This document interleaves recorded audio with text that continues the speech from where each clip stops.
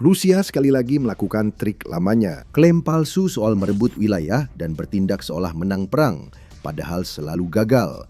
Kini semuanya mulai terungkap dan di Konstantinivka, trik-trik itu benar-benar terlihat jelas. Rusia menyatakan telah menguasai kota kunci di wilayah Donetsk. Mungkin mereka benar-benar percaya telah melakukannya. Namun hal itu tidak terjadi. Rusia dipaksa mundur dalam salah satu penarikan mundur paling memalukan sepanjang perang ini setelah Ukraina memasang jebakan jenius yang menghancurkan penyusup satu demi satu. Kelompok yang hanya terdiri dari 3 tentara masuk, tidak ada yang keluar. Dan semua itu berkat kecerdasan Ukraina. Kita akan mulai dengan klaim palsu Rusia. Pada tanggal 3 Juli, Kementerian Pertahanan Rusia membuat klaim besar bahwa pasukannya telah merebut kota Konstantinivka. Jika benar, ini akan jadi pencapaian besar bagi Rusia. Sebagai bagian dari sabuk benteng Donetsk yang harus dihancurkan Rusia untuk menguasai Donbas, kota ini akan menjadi landasan serangan berikutnya ke permukiman yang lebih besar dan dipertahankan, seperti Kramatorsk dan Sloviansk. Panglima tertinggi Angkatan Bersenjata Rusia Valery Gerasimov dilaporkan telah memberitahu Putin bahwa kota tersebut telah jatuh dan Rusia sepenuhnya menguasainya. Propaganda digencarkan besar-besaran. CNN melaporkan pengumuman Rusia disertai video dan foto yang menunjukkan tentara Rusia membentangkan bendera di dalam dan sekitar pusat kota. Itu terdengar sulit untuk dibantah, bukan? Tapi seperti yang sering terjadi, Rusia tidak sepenuhnya mengatakan yang sebenarnya. Mungkin mereka mengira memang begitu.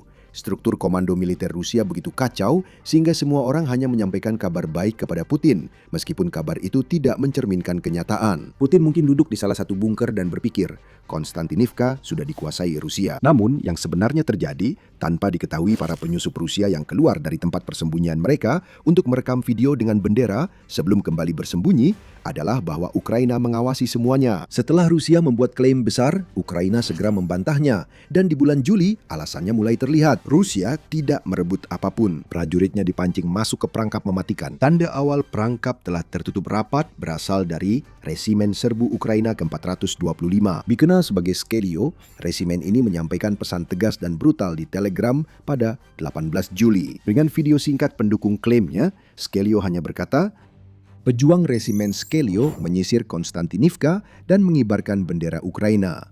Kota itu kini dikuasai Angkatan Bersenjata Ukraina. Sederhana, langsung ke intinya. Hanya sedikit petunjuk mengenai apa yang sebenarnya terjadi pada tentara Rusia yang mengaku merebut kota kunci Donetsk ini. Lebih banyak detail telah muncul sejak saat itu, dan sebagian besar bisa disimpulkan ketika Anda memahami apa yang dilakukan Skelio. Ini bukan resimen biasa. Skelio diisi oleh beberapa unit darat paling elit Ukraina, dan tugas mereka sederhana. Cari, hancurkan, lalu lanjutkan ke unit infiltrasi berikutnya. Skelio adalah pasukan pembersih yang menyingkirkan penyusup tanpa menduduki wilayah.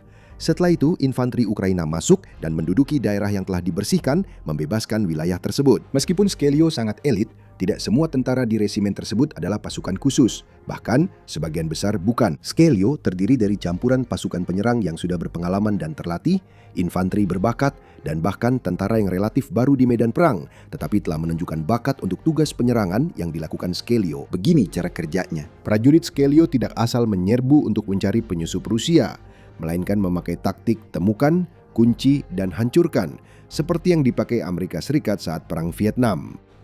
Senjatanya berbeda, tapi konsepnya sama. Pertama, Skelio menemukan. Biasanya dilakukan dengan drone pengintai, seperti yang terbang di atas Konstantinivka untuk mencari kelompok kecil penyusup Rusia yang bersembunyi di kota. Jika kelompok ditemukan, tahap penguncian dimulai. Ini bukan taruhan ilegal. Pengunciannya adalah mengirim drone untuk mengunci penyusup di posisi mereka. Setiap upaya melarikan diri pasti berakhir dengan kematian. Beberapa tentara Rusia masih mencoba melarikan diri.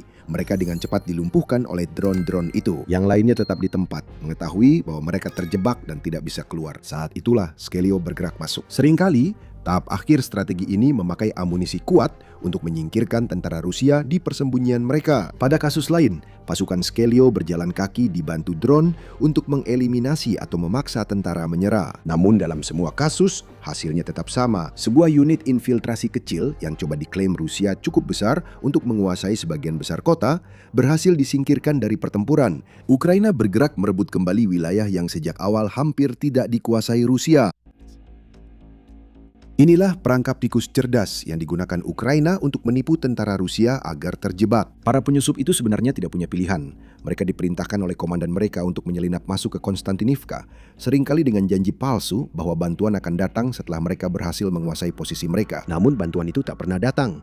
Inilah inti kebohongan yang dijual Rusia. Mereka mengklaim telah menguasai penuh sebuah kota, padahal yang sebenarnya dilakukan hanyalah menyelinapkan satuan kecil pasukan untuk berfoto dengan bendera sebelum para tentara itu bersembunyi. Saat itulah perangkapnya menutup. Skelio biasanya mengawasi, jadi saat tentara Rusia bersembunyi, mereka langsung jadi sasaran empuk. Tikus-tikus yang terjebak di perangkap. Saat kelompok infiltrasi hanya 2 tentara, hasilnya sudah jelas. Beberapa tentara masuk, tak ada yang keluar hidup-hidup. Berkat kerja resimen Skelio serta infanteri yang mendukung tim penyerang, situasi di Konstantinivka sangat berbeda dari apa yang diklaim Rusia. Kota itu belum pernah direbut dan kini makin jauh dari kendali Rusia dibanding beberapa bulan lalu. Pada 20 Juli, setelah kampanye yang berlangsung sekitar 2 minggu, mantan Panglima Tertinggi Angkatan Bersenjata Ukraina Alexander Syrskyi mengungkapkan bahwa hanya tersisa 145 tentara Rusia di Konstantinivka. Rusia masih mencoba memasuki kota itu. Sekitar 20 serangan dilancarkan setiap hari di sektor Konstantinivka. Tapi ini adalah kota yang sebelum perang memiliki populasi 67.000 jiwa. Apakah ada yang benar-benar percaya bahwa 145 tentara atau bahkan beberapa ratus tentara yang mungkin telah disusupkan Rusia ke kota ini sebelumnya bisa mengendalikan kota ini? Rusia sepertinya percaya begitu. Namun, Ukraina telah menunjukkan kepada Rusia bahwa menguasai kota itu tidak mudah, terutama saat menghadapi resimen yang telah menguasai jenis jebakan tertentu untuk menghadapi strategi infiltrasi Rusia. Yang terjadi di Konstantinivka adalah Rusia berhasil menyusupkan beberapa orang ke kota dan para penyusup itu telah dihancurkan. Pada titik ini, beberapa dari kalian mungkin diliputi rasa deja vu yang aneh, seolah-olah kalian pernah mendengar cerita ini sebelumnya. Kalian memang pernah, tapi bukan di Konstantinivka. Rusia mencoba trik serupa dan tentaranya terperangkap dalam jebakan yang sama di akhir 2025. Dulu tidak berhasil dan sekarang pun tidak berhasil. Pada November 2025, Rusia mengklaim bahwa mereka telah merebut kota Kupiansk yang merupakan kota kunci di wilayah Kharkiv dan berfungsi sebagai pusat jalur kereta api bagi siapapun yang menguasainya. Sama seperti di Konstantinivka, Ukraina dengan cepat membantah klaim Rusia. Bahkan Presiden Ukraina Volodymyr Zelensky sampai pergi ke Kupiansk untuk berfoto sebagai bukti bahwa Rusia berbohong. Namun bukan berarti Rusia tak punya tentara di Kupiansk. Sekali lagi, seperti yang kita lihat di Konstantinivka, tentara telah menyusup. Sekitar 250 dari mereka dieliminasi dengan strategi yang sama seperti resimen Skelio menurut Pravda. Pada pertengahan Desember, Ukraina telah menguasai 90% Kupiansk. Paralelnya tidak bisa disangkal. Mundurnya pasukan Rusia terus-menerus memalukan. Kita kembali belajar bahwa klaim Rusia sebaiknya selalu disikapi dengan ketidakpercayaan. Rusia sangat membutuhkan kemenangan di Konstantinivka, sama seperti mereka membutuhkan kemenangan di Kupiansk. Tapi semua itu hanya ilusi, lagi-lagi. Klaim penaklukan palsu oleh unit infiltrasi kecil yang tak mampu mempertahankan wilayah itu setelah ditemukan. Inilah masalah utama Rusia. Perangkap Konstantinivka Ukraina menunjukkan lebih banyak kegagalan Rusia di kota itu dan Donetsk daripada yang pernah mereka sadari. Kisah Konstantinivka adalah tentang kemajuan lambat dan kerugian besar demi merebut kota yang paling tidak penting dalam sabuk pertahanan itu. Tapi sebelum kita membahas lebih dalam, ini adalah pengingat bahwa Anda sedang menonton acara militer. Jika Anda belum berlangganan, sekarang adalah waktu yang tepat untuk menekan tombol itu. Jadi inilah yang sedang coba dilakukan Rusia di Konstantinivka. Selain infiltrasi yang jelas tidak berhasil, Rusia sedang mencoba melakukan manuver penjepit terhadap kota tersebut. Mereka telah mengerahkan sekitar 11.000 pasukan di wilayah taktis Konstantinivka, Druskivka untuk mencapai tujuan ini. Strategi Rusia di sini tidak salah. Manuver penjepit sudah setua sejarah perang. Ini didasarkan pada ide sederhana, menyerang dari 2 sisi agar pasukan di tengah membagi fokus.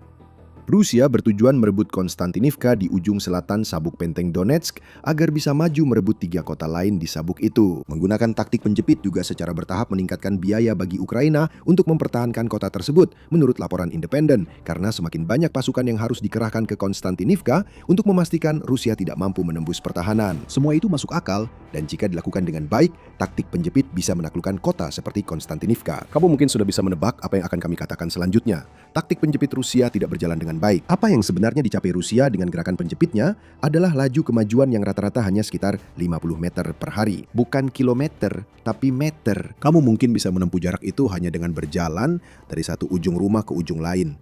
Dan lambatnya kemajuan ini makin buruk karena Rusia kehilangan banyak pasukan. Seperti yang dikatakan oleh New York Times, Rusia sekarang kehilangan tentara dengan rasio 8 korban untuk setiap 1 korban yang diderita oleh Ukraina. Tingkat tersebut melonjak dari 2 atau 3:1 selama sebagian besar perang, menandakan Konstantinivka dan wilayah sabuk benteng kini lebih berbahaya dibanding kota seperti Pokrovsk, di mana Rusia telah mengorbankan puluhan ribu tentaranya sendiri hingga saat ini. Secara gamblang, gerakan penjepit hanya bisa ditutup jika pasukan yang membentuknya benar-benar bisa bergerak. Hal itu tidak berlaku bagi prajurit yang kini mencoba mengepung Konstantinivka. Laju kemajuan Rusia sangat lambat, dan baik korban jiwa maupun biaya finansial dari upaya mereka untuk maju ke kota itu sangat besar. Kita tidak perlu hanya melihat apa yang terjadi di Konstantinivka saat ini untuk memahaminya. Rusia telah mencoba merebut kota ini selama setahun, dan CNN memiliki garis waktu yang menunjukkan betapa buruknya upaya tersebut. Kembali ke tanggal 29 Juli 2025.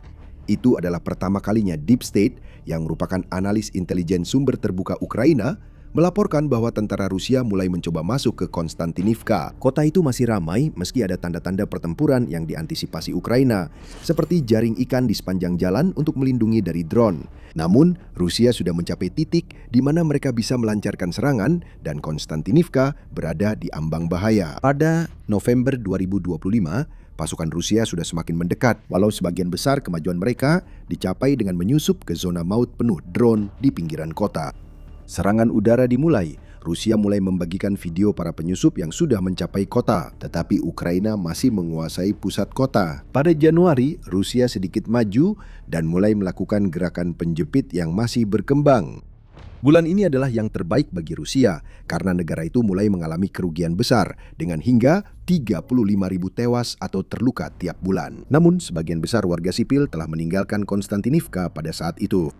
Melihat ke belakang, mungkin inilah saat Ukraina menyiapkan jebakan yang dipicu 6 bulan kemudian. Pada bulan Mei, para penyusup Rusia mulai memasuki kota, begitu juga dengan drone. Lalu muncul klaim bahwa kota itu direbut pada awal Juli, dan kita tahu apa yang terjadi sejak saat itu. Apa yang kita lihat di sini adalah kisah tentang sebuah gerak maju.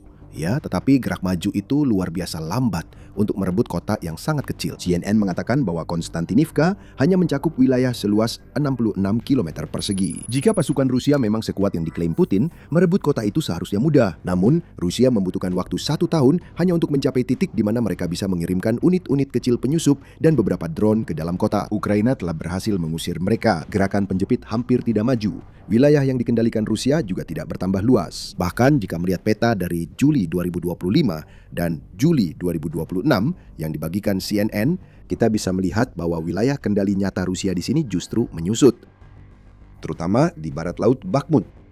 Rusia sebenarnya kehilangan wilayah di sekitar Konstantinivka. Menurut laporan Interfax, tanggal 21 Juli, pasukan Ukraina merebut kembali 43,37 km persegi di sepanjang perbatasan antara Donetsk dan Dnipropetrovsk selama minggu sebelumnya. Dengan Rusia hanya berhasil merebut 17,33 km persegi. Ini bukan dominasi yang ingin ditampilkan Putin.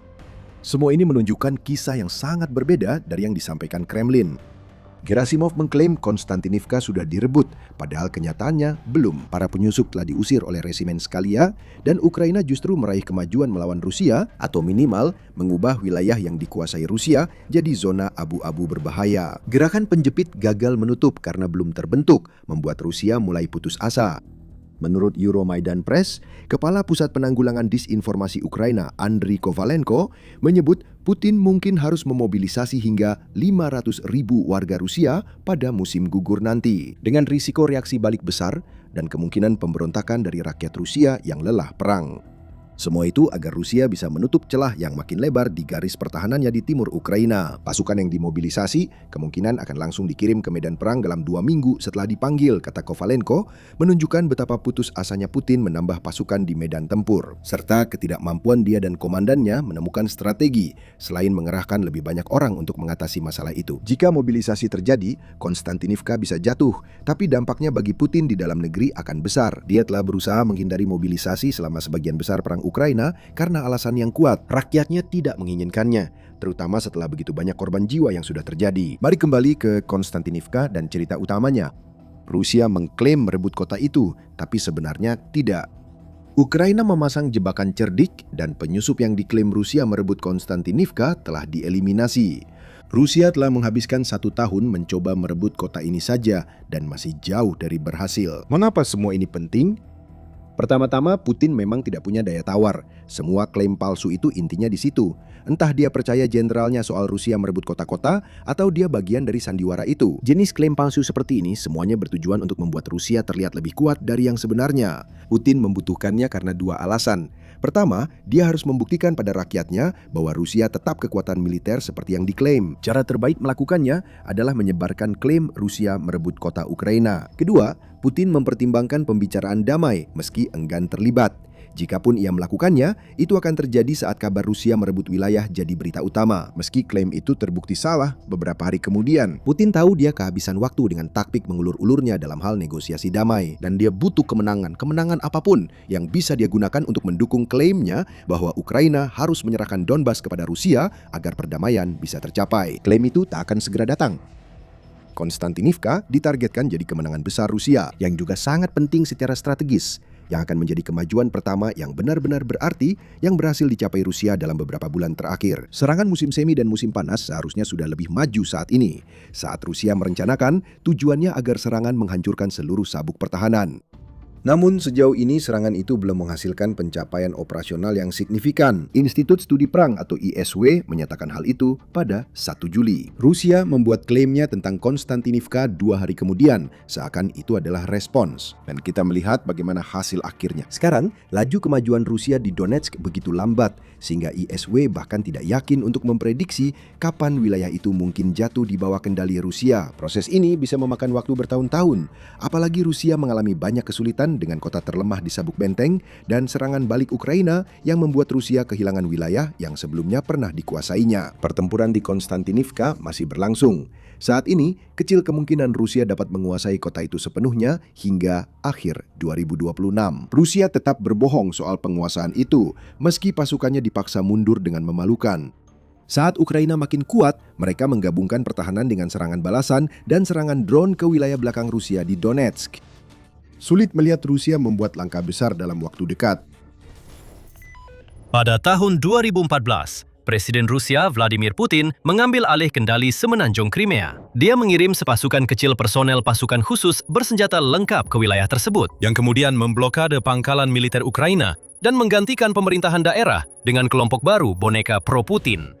Itu dramatis, itu ilegal, tapi itu efektif. Ukraina dan dunia secara luas dibuat lengah, dan operasi itu berlangsung begitu cepat sehingga hampir tidak ada waktu untuk respons diplomatik atau militer yang serius. Bagi Putin, misi itu adalah keberhasilan besar, mimpi yang terwujud. Namun, lebih dari 10 tahun kemudian, mimpi itu mulai berubah menjadi mimpi buruk. Memanfaatkan persenjataan mereka yang semakin banyak dan momentum di medan perang, pasukan Ukraina secara aktif menargetkan semenanjung itu lebih gencar daripada sebelumnya. Mereka tidak berusaha membebaskan atau merebut kembali wilayah itu, tetapi justru mengisolasinya, sehingga membuatnya semakin mahal dan sulit bagi musuh untuk mendudukinya. Untuk memahami dampak dari strategi ini dan logika di baliknya, kita harus mundur ke bulan Maret 2014. Aneksasi Crimea oleh Putin berjalan mulus tanpa hambatan. Ia berhasil membubarkan parlemen wilayah tersebut, memasang pemimpin-pemimpin baru yang loyal kepadanya, dan bahkan mengorganisir referendum yang sepenuhnya ilegal dan tidak sah, di mana secara mengejutkan,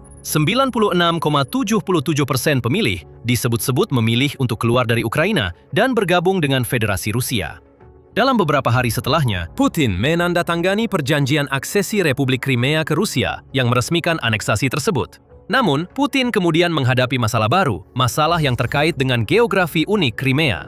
Karena Crimea adalah sebuah semenanjung, tempat itu tidak mudah diakses.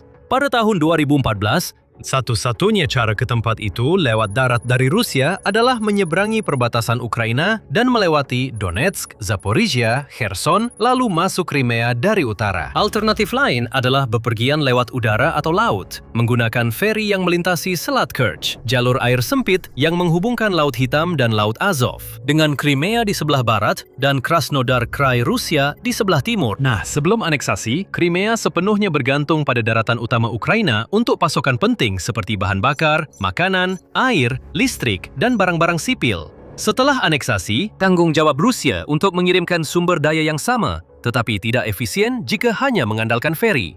Putin juga ingin mendorong semakin banyak orang Rusia untuk pindah ke Crimea, membeli rumah di sana, memulai bisnis, atau berlibur di seluruh semenanjung.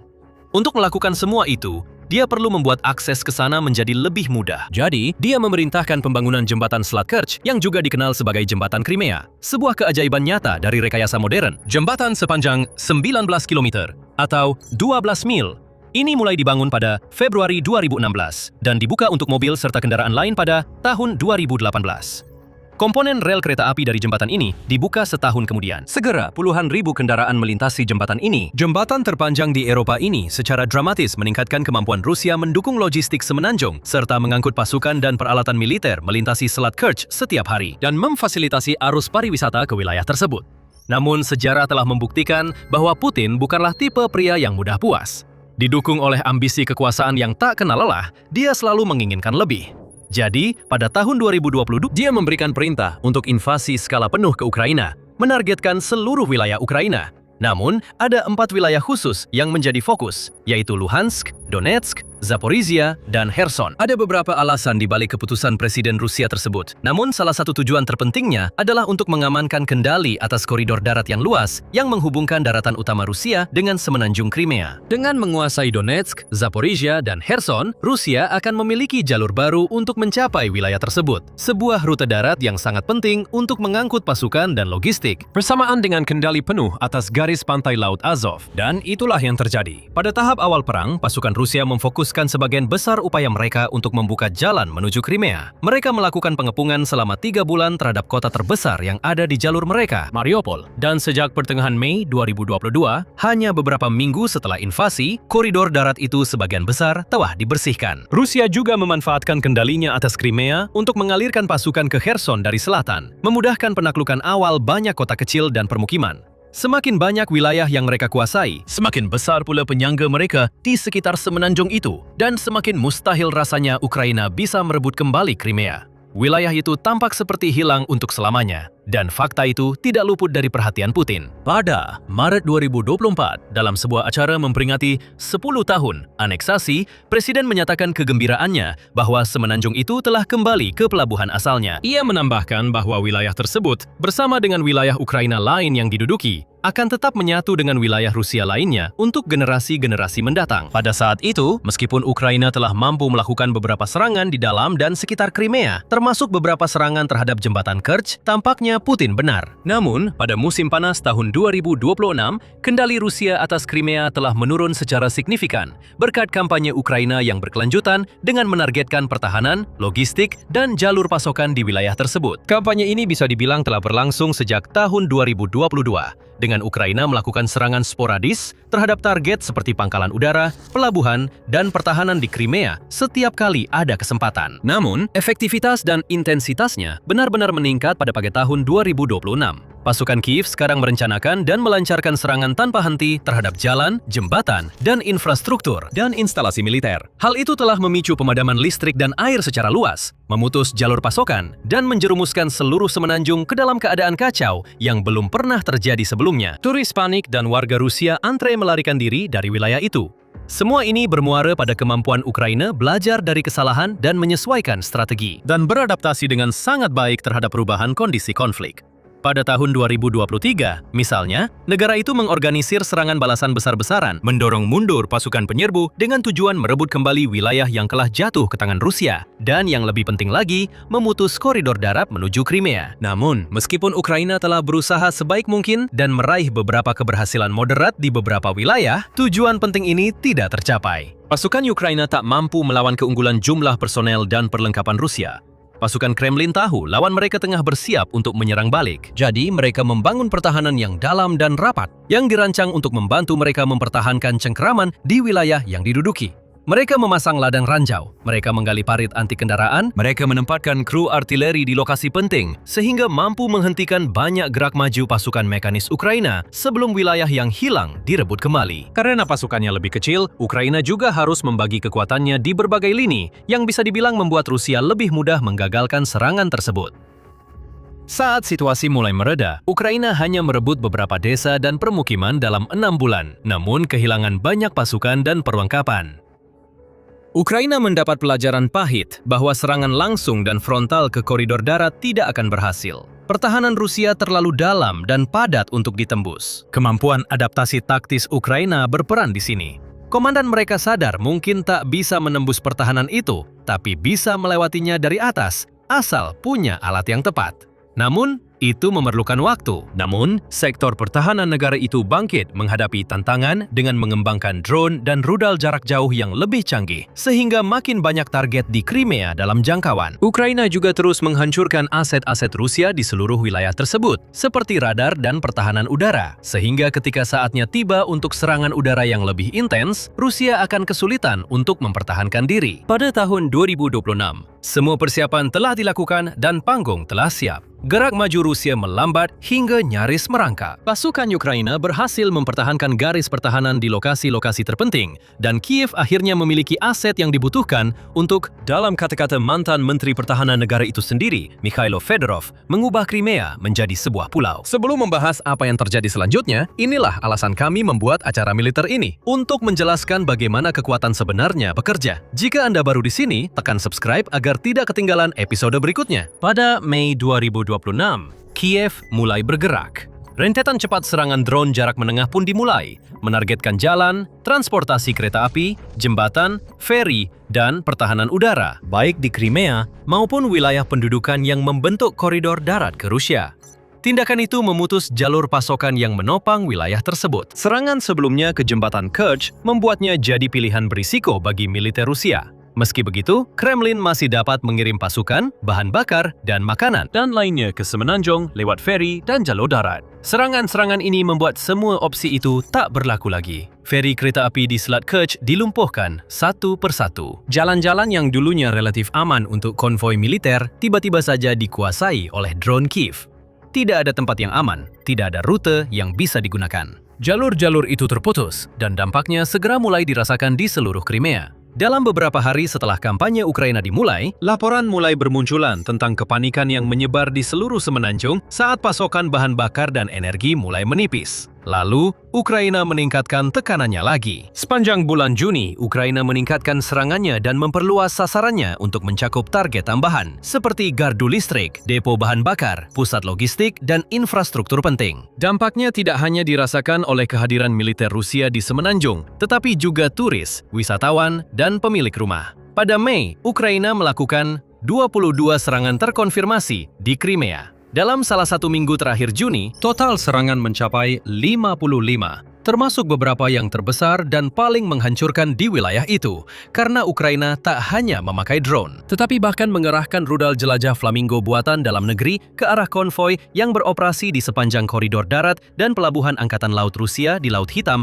maupun Laut Azov. Akibatnya, apa yang awalnya merupakan keadaan panik telah berubah menjadi status darurat di seluruh wilayah. Memang, pada tanggal 26 Juni, pihak berwenang Crimea yang dipasang oleh Kremlin secara resmi menyatakan status darurat tanpa batas waktu di seluruh wilayah tersebut. Mereka tidak punya pilihan lain selain menutup sementara jembatan Kerch, dan banyak kereta menuju kota-kota di Rusia juga telah dibatalkan karena ancaman serangan drone dan rudal. Itu adalah kabar yang sangat buruk bagi ribuan warga Rusia yang sedang berusaha melarikan diri dari wilayah tersebut. Memang, pada tanggal 26 Juni, saluran Telegram independen Rusia, Astra, membagikan gambar dan laporan tentang antrean lalu lintas yang luar biasa sepanjang 15 km atau 9,3 mil yang mengarah ke jembatan Selat Kerch. Saat banyak penduduk setempat mengungsi dari semenanjung, sektor pariwisata pun terpukul. Crimea secara historis adalah destinasi liburan populer bagi warga Rusia. Banyak orang dari berbagai daerah datang menikmati pantai indah, kota pesisir, resort mewah, dan cuaca musim panas yang menyenangkan di wilayah ini. Namun, pada musim panas tahun 2026, wilayah ini jelas tak akan didatangi kerumunan seperti biasanya. Laporan dari operator tur Rusia, hotel, dan pemilik wisma semuanya menunjukkan tren yang sama. Pemesanan menurun dan pembatalan sangat tinggi. Bahkan, salah satu agen perjalanan mengatakan mereka mencatat tingkat pembatalan sebesar 80% untuk bulan Juni dan 50% untuk bulan Juli dan Agustus. Hotel-hotel populer kini mengalami hunian terendah dalam sejarah. Kini, masyarakat Rusia makin sadar Crimea bukan tempat yang nyaman atau aman untuk berada. Mereka yang berencana pergi ke sana mencari alternatif, sedangkan yang sudah di sana berusaha keras keluar. Sebagian orang melakukannya secara sukarela setelah melihat situasi buruk, sementara lainnya mengikuti peringatan dari tokoh resmi seperti Fedorov, yang memperingatkan tentang konsekuensi yang sangat tak terduga bagi orang Rusia dan menyatakan dengan tegas bahwa neraka sedang dimulai di Crimea. Refat Chuburov, Ketua Majelis Rakyat Tatar Crimea, badan perwakilan eksekutif tertinggi Tatar Crimea, juga mendesak warga Rusia di semenanjung yang diduduki untuk segera pergi selagi masih bisa. Dalam pidato video di media sosial, Chuburov mengatakan bahwa serangan Ukraina di semenanjung itu hanya akan menjadi semakin intens mulai sekarang. Saya ingin secara khusus menyampaikan pesan kepada bagian lain dari penduduk Crimea saat ini, yaitu mereka yang menetap di semenanjung setelah 27 Februari 2014. Kehadiran Anda di Crimea yang diduduki dengan dokumen properti Rusia palsu adalah ilegal menurut hukum nasional Ukraina maupun hukum internasional. Sekarang, seperti yang bisa Anda lihat sendiri, Crimea kini menjadi garis depan dan pembebasannya dari pendudukan Rusia tak terelakkan. Chuburov melanjutkan dengan mengatakan bahwa siapapun yang ingin menghindari hukuman yang tak terelakkan sebaiknya segera pergi sekarang atau siap menghadapi konsekuensinya. Selama jembatan Kerch masih beroperasi, Anda masih punya kesempatan untuk meninggalkan Crimea dengan aman dan sukarela. Segera, tidak akan ada lagi kesempatan seperti itu. Jangan tunggu sampai jembatan Kerch dihancurkan dan koridor darat akhirnya terputus. Pejabat Rusia kini tak bisa lagi menutupi besarnya krisis ini. Dalam langkah yang mengejutkan dan belum pernah terjadi, Kepala Daerah Sergei Aksyonov membuat keputusan untuk membatasi penjualan bahan bakar hanya untuk kendaraan militer, layanan darurat, dan lembaga negara saja. Ini adalah perkembangan terbaru dalam krisis bahan bakar yang melanda wilayah itu selama beberapa bulan. Sebelumnya, dalam krisis itu, pemilik mobil di Crimea sering menyeberangi jembatan Kerch ke Krai Krasnodar untuk beli bensin. Bahkan ada yang mengisi jerigen lalu menjualnya kembali di rumah dengan harga 2 hingga 3 kali lipat. Strategi itu sekarang sudah tidak lagi memungkinkan. Karena setelah Ukraina menyerang kilang minyak Krasnodar pada 28 Juni, Rusia Selatan semakin terpuruk dalam krisis bahan bakarnya sendiri. Dengan pasokan bensin yang semakin langka, stasiun pengisian bahan bakar setempat mulai menolak melayani mobil dengan plat nomor Crimea. Hal ini menyebabkan perdebatan, bahkan perkelahian terjadi di stasiun-stasiun tersebut. Otoritas daerah terpaksa memanggil polisi bersenjata demi menjaga ketertiban. Akibatnya, banyak orang tetap terjebak di Crimea karena tidak bisa mendapatkan bahan bakar untuk pergi. Kehidupan mereka makin menderita tiap hari. Pemadaman listrik bergilir terjadi sejak serangan Juni, menyebabkan banyak rumah dan bisnis kehilangan listrik. Kekurangan air dan makanan juga semakin parah karena yang disebut Riviera Rusia kehilangan seluruh daya tariknya, berubah dari surga wisatawan menjadi zona pertempuran yang dilanda perang. Sirene serangan udara berbunyi secara teratur, diikuti oleh ledakan-ledakan yang semakin akrab sebelum api dan asap memenuhi langit. Banyak warga Crimea beralih ke media sosial. Mereka membagikan postingan dan video yang menunjukkan keresahan. Beberapa meminta Putin turun tangan. Seorang wanita muda dalam video 5 Juli mengatakan, "Saya berbicara kepada Moskow dan kepada Putin atas nama rakyat Crimea. Anda menjanjikan kami keamanan dan kehidupan yang normal, tetapi kenyataannya ada SPBU kosong, ketakutan, pos pemeriksaan, antrian panjang, dan ketidakpastian total." Di televisi, mereka bilang semuanya terkendali. Tapi jika Crimea sedang berjuang untuk bertahan hidup, maka semuanya sudah tidak terkendali lagi. Kenapa Anda meninggalkan kami? Emosi serupa dirasakan seluruh penduduk, namun Moskow tak mendengar seruan itu. Jalur darat makin menipis dan jembatan Kerch tak bisa diandalkan lagi. Kremlin telah mencoba menjaga pasokan ke Crimea tetap berjalan melalui laut dengan bantuan kapal tanker armada bayangannya. Namun, itu juga berakhir dengan kegagalan. Pada malam, tanggal 6 Juli, 8 kapal tanker kecil, masing-masing membawa 7.000 metrik ton bensin, berlayar melintasi Laut Azov menuju Crimea ketika mereka diserang dan dihancurkan oleh drone Ukraina. Sebuah pesan yang jelas dari Kiev bahwa tidak ada jalur ke semenanjung yang aman. Semuanya diawasi dengan drone dan rudal siap siaga, siap menembak setiap target yang berani melakukan perjalanan tersebut. Sejak awal operasi misi Ukraina jelas. Menurut jurnalis CNN Nick Payton Walsh, negara itu ingin membuat Crimea jadi tempat yang sulit dihuni.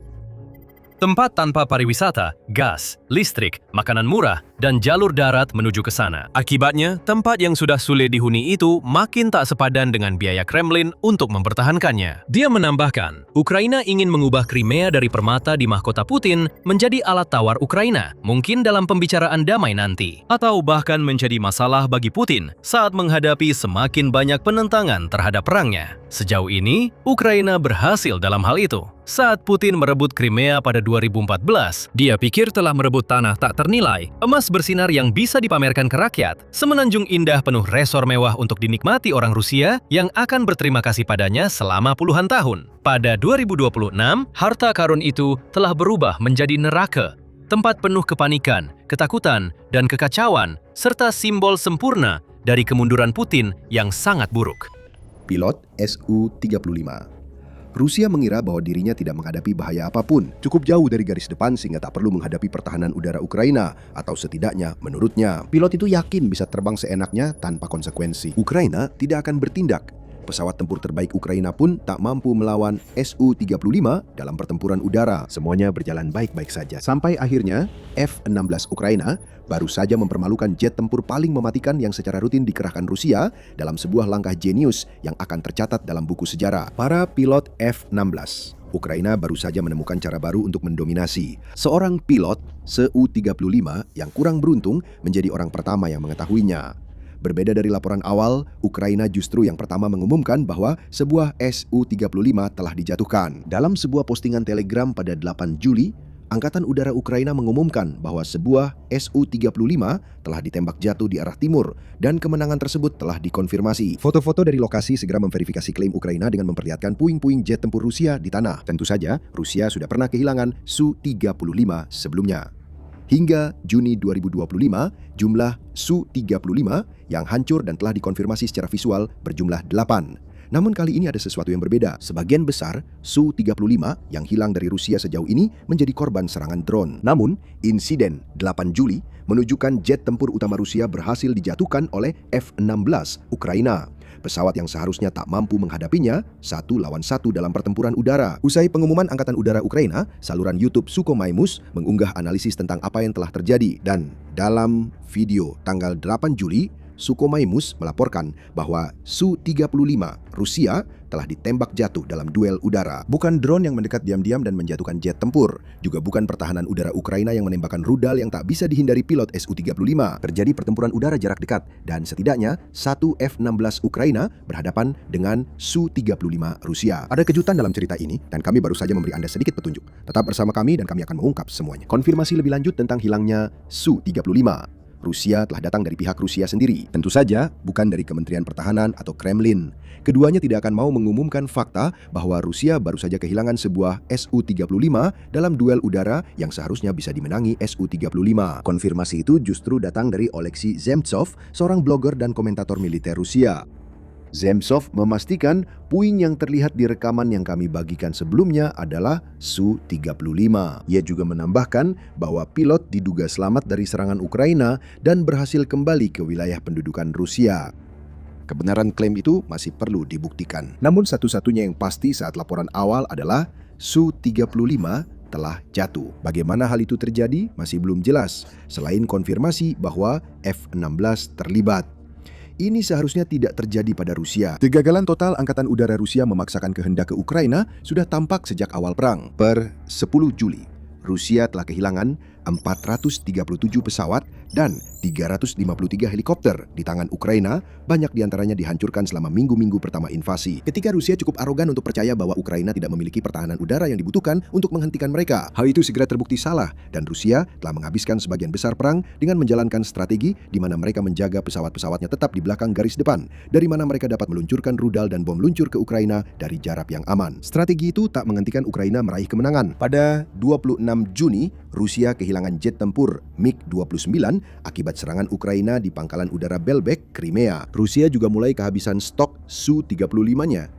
Kami sebutkan sebelumnya bahwa setidaknya 8 telah dipastikan hancur sebelum penembakan terbaru oleh Ukraina. Pengiriman terakhir yang diketahui dari pesawat ini ke militer Rusia terjadi pada November 2025 dan tampaknya terdiri dari 15 hingga 18 unit. Setahun sebelumnya, Rusia menerima 15 Su-35 lagi. Sulit memastikan apakah masih ada lagi, tetapi Ukraina telah mengurangi persediaan. Kini, 1 Su-35 lagi ditembak jatuh. Dan seperti kegagalan Rusia secara keseluruhan untuk memanfaatkan kekuatan udaranya yang superior di Ukraina, hilangnya Su-35 ini karena ditembak F-16 seharusnya tidak terjadi. Kita anggap ini duel udara 1 lawan 1 seperti yang awalnya dilaporkan.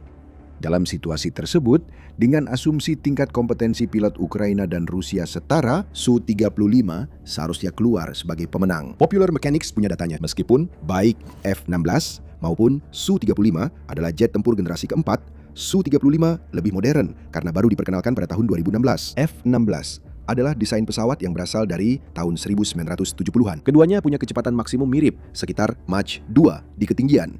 Tapi keunggulan utama pilot Su-35 adalah jangkauan tempurnya. F-16 memiliki jangkauan tempur sekitar 925 km. Su-35 memiliki jangkauan tempur hampir 1.600 km. Itu seharusnya memberi pilot Su-35 ruang gerak lebih untuk mengambil posisi, dengan asumsi radar dan sensor di pesawat mereka dapat mendeteksi F-16 tepat waktu. Tapi ada lebih dari sekedar itu. Strasa menambahkan bahwa Su-35 memiliki fleksibilitas lebih dibandingkan F-16 dalam hal pergerakan nozzle. Kedua, nozzle Su-35 dapat bergerak 360 derajat dengan masing-masing bergerak pada sumbu yang berbeda. Artinya, Su-35 dapat melakukan manuver Cobra, di mana pesawat ini pada dasarnya bisa melayang di tempat di udara. F-16 tidak bisa melakukan itu. Dalam pertempuran udara, manuver cerdas membuat Su-35 Rusia bisa berhenti mendadak saat dikejar pesawat barat yang berpotensi membuat F-16 terbang melewatinya sehingga memberikan keuntungan bagi pilot Su-35. Semua ini tidak serta-merta berarti bahwa F-16 tidak bisa mengalahkan Su-35. Namun, F-16 harus mengandalkan dukungan dari AWACS untuk mengetahui posisi Su-35 lebih dulu.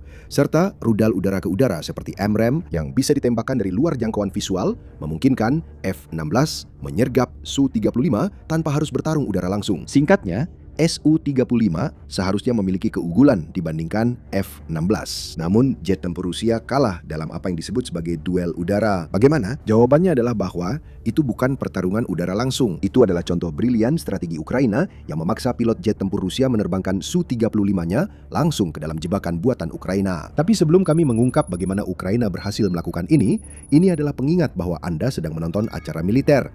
Jika Anda belum berlangganan saluran ini, sekarang adalah waktu yang tepat untuk menekan tombol sebelum kita kembali ke videonya. Ini jurnalis Ukraina bernama Ivan Yakovina yang yakin telah menemukan bagaimana Ukraina bisa meraih kemenangan yang seharusnya mustahil diraih dengan F-16 mereka. Berdasarkan laporan dari sumber Rusia, Yakovina mengatakan bahwa Ukraina berhasil memancing pilot Su-35 Rusia ke dalam sebuah penyergapan di mana jet tempur tersebut diserang dengan rudal yang diluncurkan baik dari udara maupun dari darat. Jurnalis itu menyebut rencana itu sangat berisiko. Pilot F-16. Ukraina harus mendekat hingga dalam jarak pandang dengan Su-35. F-16 digunakan sebagai umpan agar pilot Rusia mengira bisa bertarung langsung di udara. Kemudian, F-16 melaju secepat mungkin menghindari upaya Su-35 untuk menyerang sampai pilot Rusia itu akhirnya tiba di lokasi penyergapan. Pada saat itu, semuanya sudah terlambat. Apa yang tampaknya akan menjadi kemenangan mudah bagi pilot Rusia itu dengan cepat berubah menjadi kekalahan. Bayangan tentang medali yang diberikan dan Putin yang menyebut pilot itu sebagai pahlawan Rusia akan segera tergantikan oleh kepanikan saat Su-35 meluncur menuju tanah. Ini adalah rencana brilian Ukraina yang disebut-sebut melibatkan beberapa F-16 dan bahkan sebuah sistem pertahanan udara Patriot. Mengejutkannya, bukan hanya jebakan Ukraina yang membuat pilot Su-35 tumbang. Pilot itu dikhianati oleh negaranya sendiri yang sejak awal sudah mengatur seluruh situasi ini. Pengkhianatan itu terjadi tanpa sengaja akibat kebohongan Rusia selama perang yang akhirnya merugikan pilot pesawat tempur paling efektif di negaranya. Sebelum kami menjelaskan artinya, masih ada detail jebakan brilian Ukraina yang perlu dibahas. Dalam laporannya tentang strategi Ukraina, Euromaidan Press menyebut sumber Rusia yang membongkar jebakan Ukraina yakin Ukraina memakai 3 F-16 untuk memancing Su-35 ke jebakan. Jika benar, Ukraina mengambil resiko besar. Ukraina dijanjikan sekitar 80 F-16 namun setengahnya belum tiba akibat keterlambatan di antara pilotnya. Kehilangan hingga 3 pesawat saat mencoba menjebak Su-35 akan jadi pukulan besar bagi Angkatan Udara Ukraina. Juga ada kemungkinan 3 pilot berbakat ikut hilang bersamanya. Namun, F-16 tetap terbang menggoda Su-35 untuk mengejar saat pesawat Ukraina semakin mendekati titik penyergapan. Di lokasi itu sudah ada sistem pertahanan udara Patriot yang menunggu. Awalnya unggul, pilot Su-35 akhirnya menghadapi tugas yang sangat berat dan mustahil diselesaikan. Ceritanya mulai tidak jelas pada titik ini. Beberapa orang mengklaim jet Ukraina dan Patriot menembaki Su-35. Beberapa pihak, termasuk Euromaidan Press, menyebut tidak jelas sistem Ukraina mana yang menembak.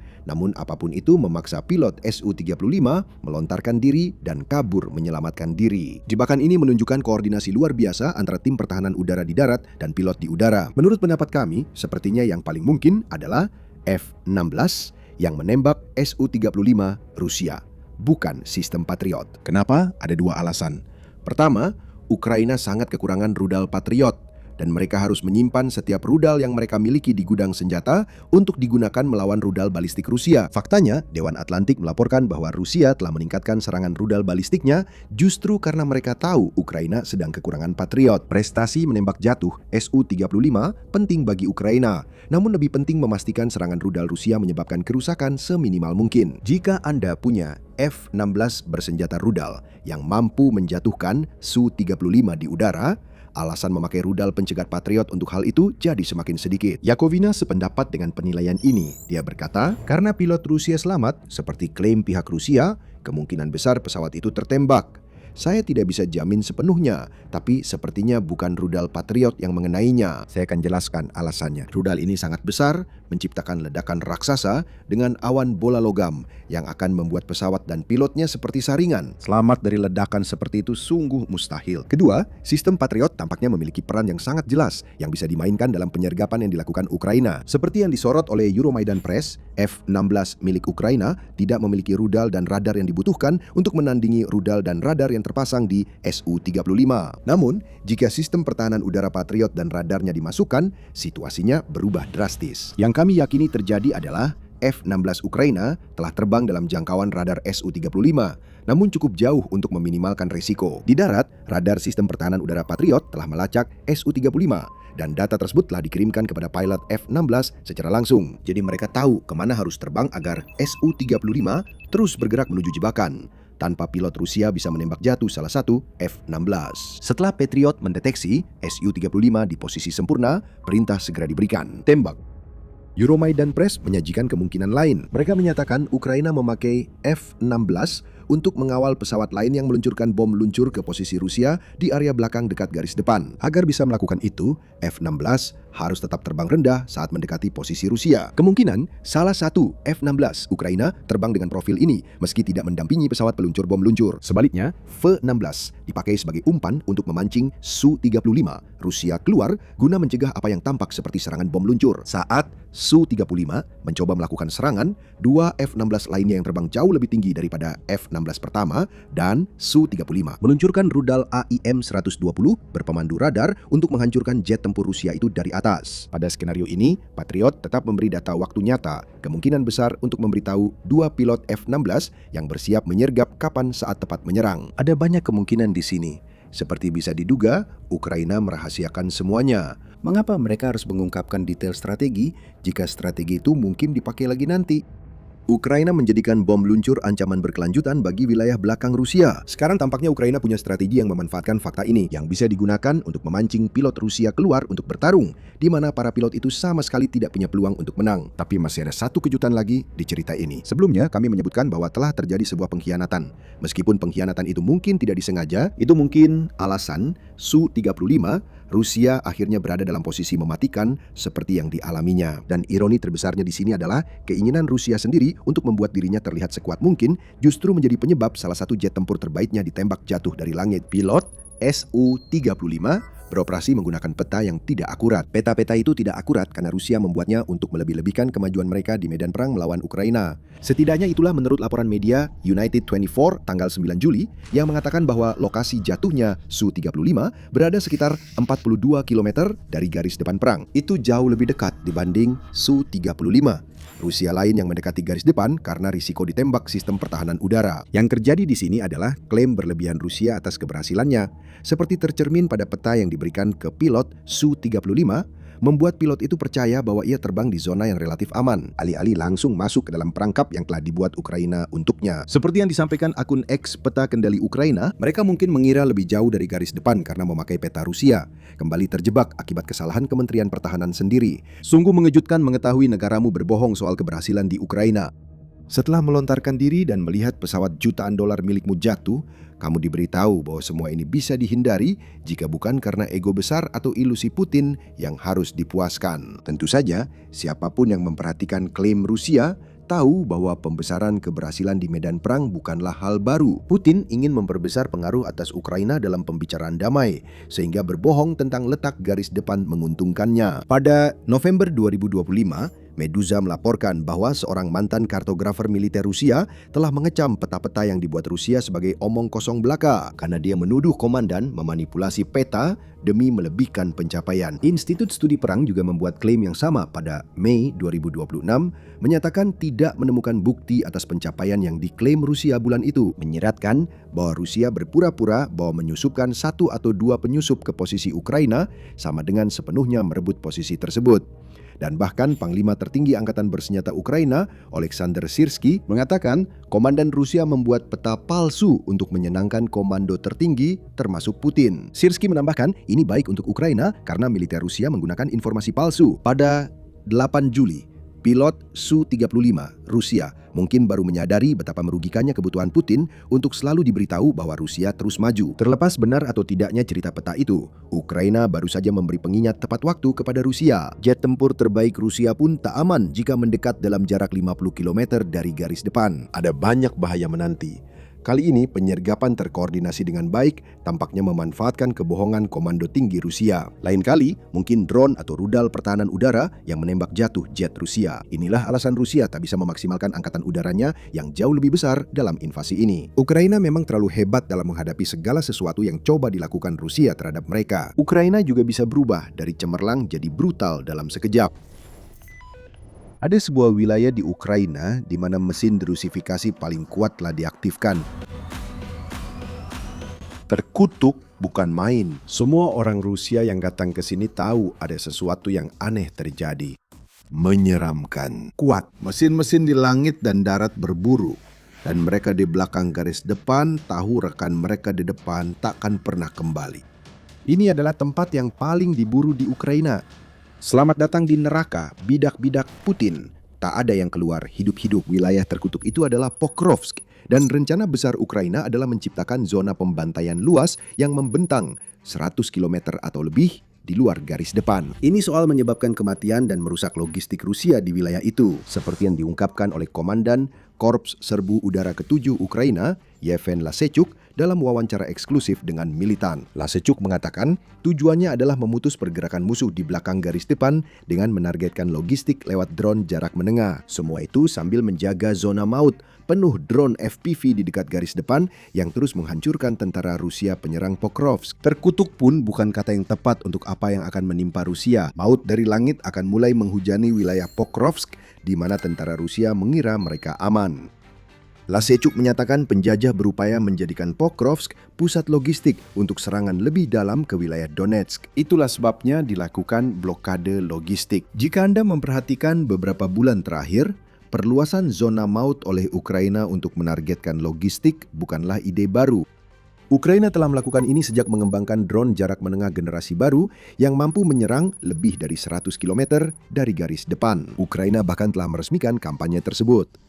Pada 27 Mei, Kementerian Pertahanan Ukraina mengumumkan pembentukan program blokade logistiknya. Ukraina akan menginvestasikan lebih dari 110 juta dolar untuk pengadaan drone serang jarak menengah bagi unit di garis depan. Dana akan didistribusikan ke brigad dengan kinerja terbaik melalui sistem Point E, memungkinkan mereka membangun keberhasilan lewat serangan jarak menengah yang melumpuhkan logistik Rusia. Itulah rencana besarnya. Di Pokrovsk, Lasechuk memanfaatkan program ini untuk menciptakan zona maut yang luas agar kota itu sulit digunakan Rusia sebagai pusat logistik. Lasechuk akan terinspirasi dari keberhasilan program blokade logistik di Crimea yang diduduki. Di semenanjung itu terjadi kekurangan bahan bakar dan pemadaman listrik bergilir akibat serangan ke pembangkit listrik di Crimea. Jembatan dibom hingga hancur. Konvoi senjata dan pasokan dihancurkan sebelum sampai Crimea. Lasichuk bertujuan menciptakan zona pembunuhan 100 km di Pokrovsk untuk mencapai tujuan yang sama. Mengubah Pokrovsk menjadi kota hantu yang mencekam, tak seorang pun berani masuk karena takut drone Ukraina mengubah mereka jadi debu sebelum mencapai garis depan. Menghentikan amunisi, personel, dan peralatan masuk ke Pokrovsk sangat penting. Namun target utama Lasichuk adalah personelnya. Ia menyebut taktik utama Rusia adalah mengirim orang ke Pokrovsk, lalu menyusup lebih dalam ke Donetsk, sering dalam kelompok kecil berdua. Strategi infiltrasi ini bukan hal baru. Rusia mulai memakai strategi ini sejak 2025 karena drone FPV Ukraina membuat serangan mekanis berskala besar menjadi pertempuran berdarah dengan korban peralatan dan nyawa lebih banyak dari kemampuan Rusia. Kelompok infiltrasi menyelinap masuk. Mereka sebenarnya tidak merebut wilayah. Mereka menempati area kecil, bersembunyi sambil menunggu bantuan yang jarang datang. Tapi ada tujuan di balik strategi itu. Ketika Rusia menyusupkan para penyusup, mereka menggunakan pencapaian yang minim itu pun untuk propaganda. Putin bisa bicara soal Rusia merebut wilayah, padahal faktanya mereka hanya punya sedikit tentara yang bersembunyi. Penyusupan ini juga bertujuan membuat Ukraina kewalahan. Bukan hanya satu garis depan, puluhan tempat persembunyian harus ditemukan dan dihancurkan. Rusia telah mengembangkan strategi penyusupan. Forbes pada Juni menyebut penyusup Rusia kini bergerak lebih dalam ke zona pembunuhan, mendirikan pos terdepan untuk meluncurkan drone ke Ukraina. Pasukan Ukraina, persediaan mereka terbatas. Saat drone habis, para penyusup hanya bisa duduk menunggu. Namun kekacauan yang terjadi sudah menciptakan masalah serius bagi Ukraina. Zona pembunuhan sepanjang 100 km di Pokrovsk dirancang untuk mengatasi masalah itu. Lasichuk menyatakan tujuan Ukraina kini menghancurkan penyusup saat masih berkumpul di belakang, bukan membiarkan mereka mendekati garis depan untuk infiltrasi. Di sanalah zona pembunuhan sepanjang 100 km berperan. Kombinasi drone jarak menengah, artileri roket, dan artileri laras jarak jauh akan mengirimkan maut dari langit ke Pokrovsk, menghancurkan tentara, persediaan, dan jalur logistik sekaligus. Bayangkan jika kamu adalah seorang tentara Rusia saat ini. Kamu tidak akan mendengar kabar apapun tentang ini. Komandanmu menyembunyikan sebanyak mungkin informasi darimu karena mereka tahu kamu harus menjadi prajurit penurut yang baik yang mengikuti perintah tanpa bertanya. Tapi kamu tahu, Pokrovsk itu zona maut. Kawan demi kawan sudah tewas mencoba merebut kota itu. Dan kamu tahu bahwa garis depan dipenuhi drone yang bisa menghancurkanmu dalam sekejap. Kamu tetap merasa aman karena masih di belakang dan belum ada perintah maju ke garis depan.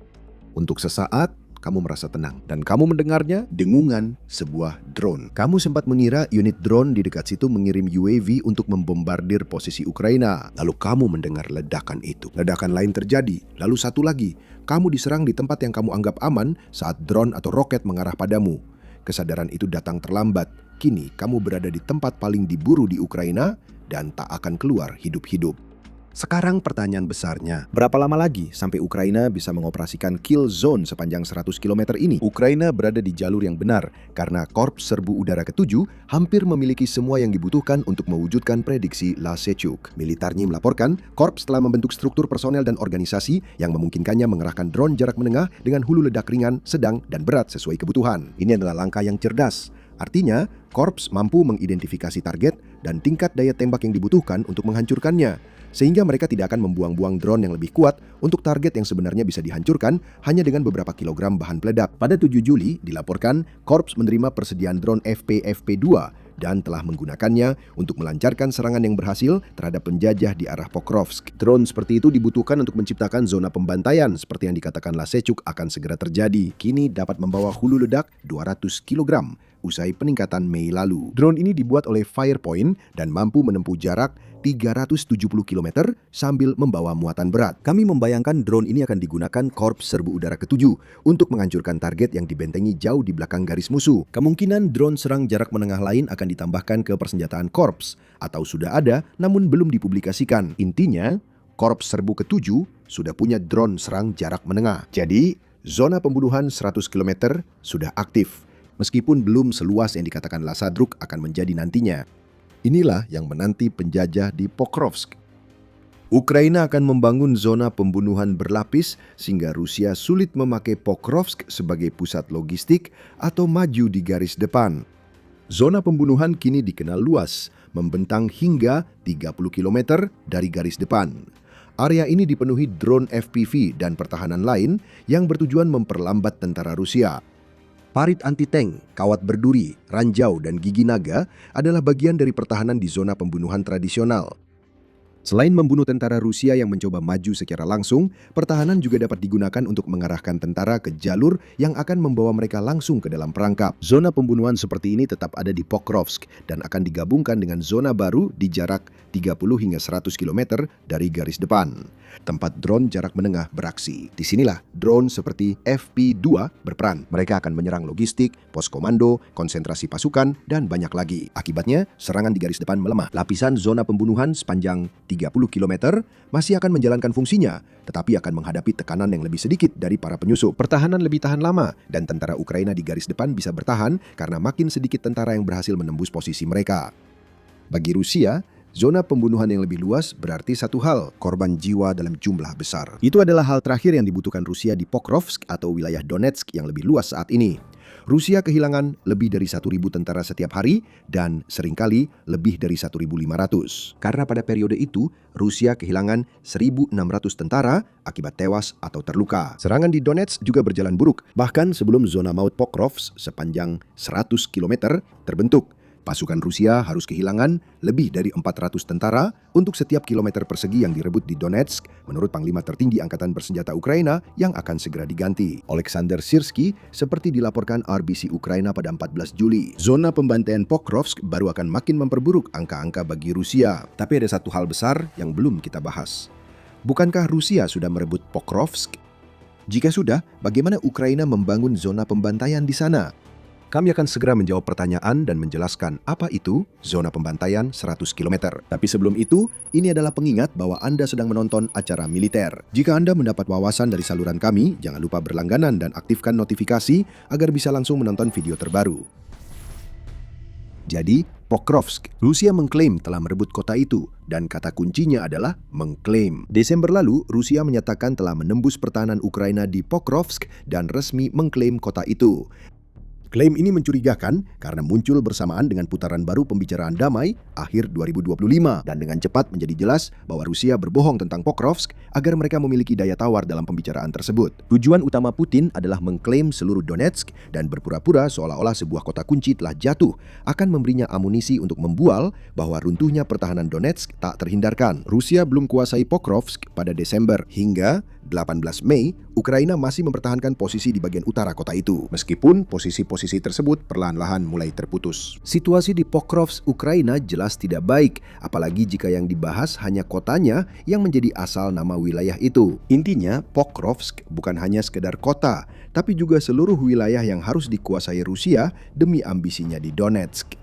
Pertempuran di Pokrovsk masih berlangsung, yang jadi sasaran serangan paling intens Rusia di seluruh garis depan. Pada 20 Juli, Metz melaporkan bahwa Rusia telah memicu 186 bentrokan di garis depan selama 24 jam sebelumnya, dengan 25 serangan terjadi di arah Pokrovsk. Artinya, lebih dari 1/8 serangan di garis depan terpusat di satu wilayah. UNN melaporkan jumlah sedikit lebih rendah, yaitu 22 serangan di arah Pokrovsk, meski mereka menyebut 3 pertempuran masih terjadi.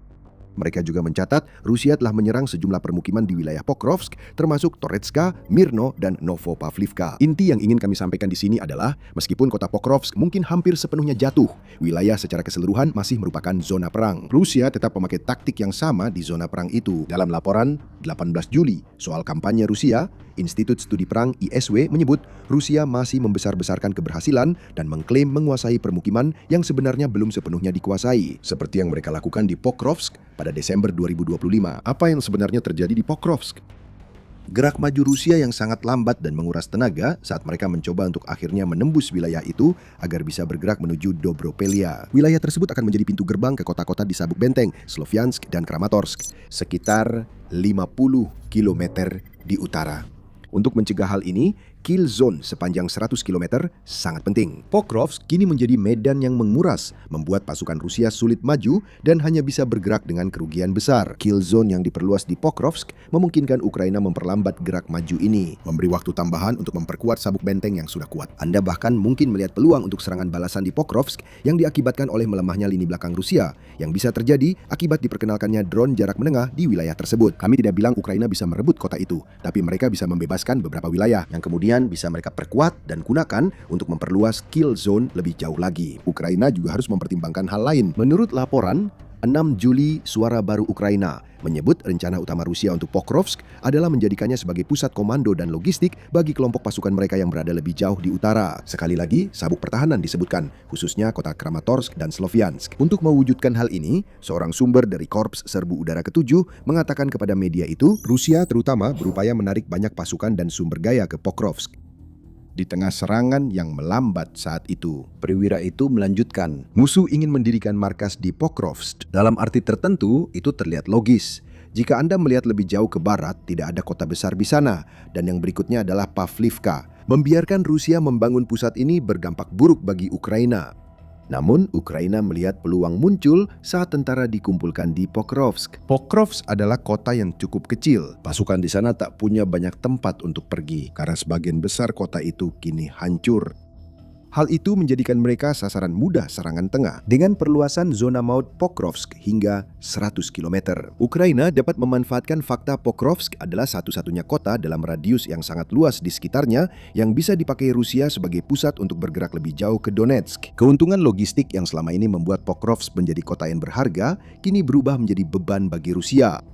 Mungkin Ukraina merasa strategi ini bisa dipakai untuk membebaskan Pokrovsk di masa depan. Namun, zona maut 100 km itu belum difokuskan pada derusifikasi, setidaknya untuk saat ini. Sebaliknya, ini semua tentang melindungi sisa wilayah Donetsk dari apa yang sedang berusaha dicapai Rusia. Meskipun laju kemajuan yang sangat lambat dan angka korban yang sangat tinggi, Putin tidak akan berhenti mencoba untuk merebut Donetsk. Dia percaya bahwa Rusia sedang menang di wilayah tersebut, seperti yang ditunjukkan oleh klaimnya pada 4 Juni bahwa wilayah yang dikuasai Ukraina di Donetsk telah turun dari 25% menjadi 15%. Ini dilebih-lebihkan dan didasarkan pada klaim palsu tentang penaklukan permukiman serta kecenderungan Rusia bertindak seolah telah menguasai wilayah saat satuan infiltrasi masuk. Selama Putin yakin Rusia menang di Donetsk, negosiasi damai tidak akan terjadi. Bloomberg melaporkan hal ini pada 22 Juli. Mengklaim bahwa 2 orang yang dekat dengan Kremlin mengatakan kepada media tersebut bahwa Putin tidak berniat untuk kembali ke meja perundingan damai sampai Donetsk berada di bawah kendali Rusia. Dengan pengetahuan itu, tugas Ukraina sederhana. Pastikan Rusia tidak menguasai Donetsk. Cara terbaik untuk melakukan itu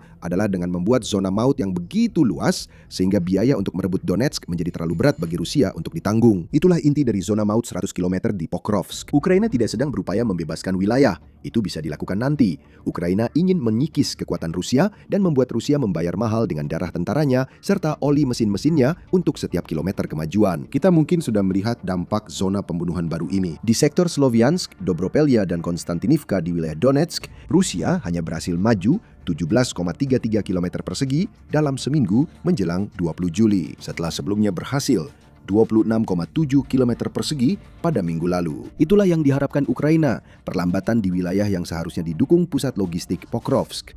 Dengan makin banyak drone jarak menengah terbang dan kekacauan di Pokrovsk, perlambatan ini akan menjadi kebuntuan, menewaskan tentara Rusia di garis depan dan Pokrovsk. Pokrovsk kini jadi target drone Ukraina. Drone FPV dan jarak menengah digunakan dalam strategi berlapis, mengubah tempat yang seharusnya menjadi lokasi kemenangan palsu terbesar Rusia pada 2025 menjadi zona terkutuk bagi tentara Putin.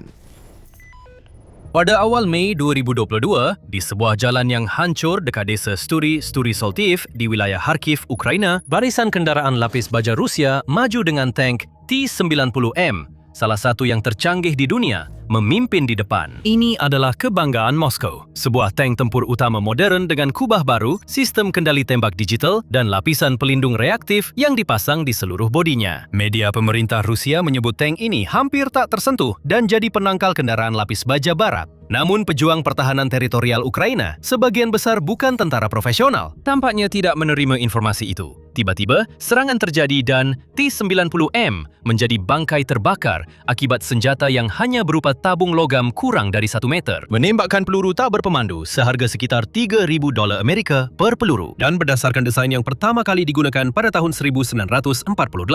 Inilah senapan tanpa tolak balik Carl Gustaf buatan Swedia yang dikenal di Amerika Serikat sebagai M3 Multi-Role Anti-Armor Anti-Personnel Weapon System atau MORS. Mari kita lihat bagaimana senapan recoilless berusia 80 tahun ini masih mampu menghancurkan armor terbaik Rusia dan perlahan mengubah doktrin peperangan modern. Kini, senapan itu hanyalah salah satu bagian teka-teki saat tembakan penting dilepaskan. Menurut unggahan di X oleh Kementerian Pertahanan Ukraina, pasukan pertahanan teritorial lebih dulu menembak infanteri pengawal tank dengan senapan mesin, lalu menyerang tank itu dengan RPG-7, yang tampaknya membuat kubahnya macet.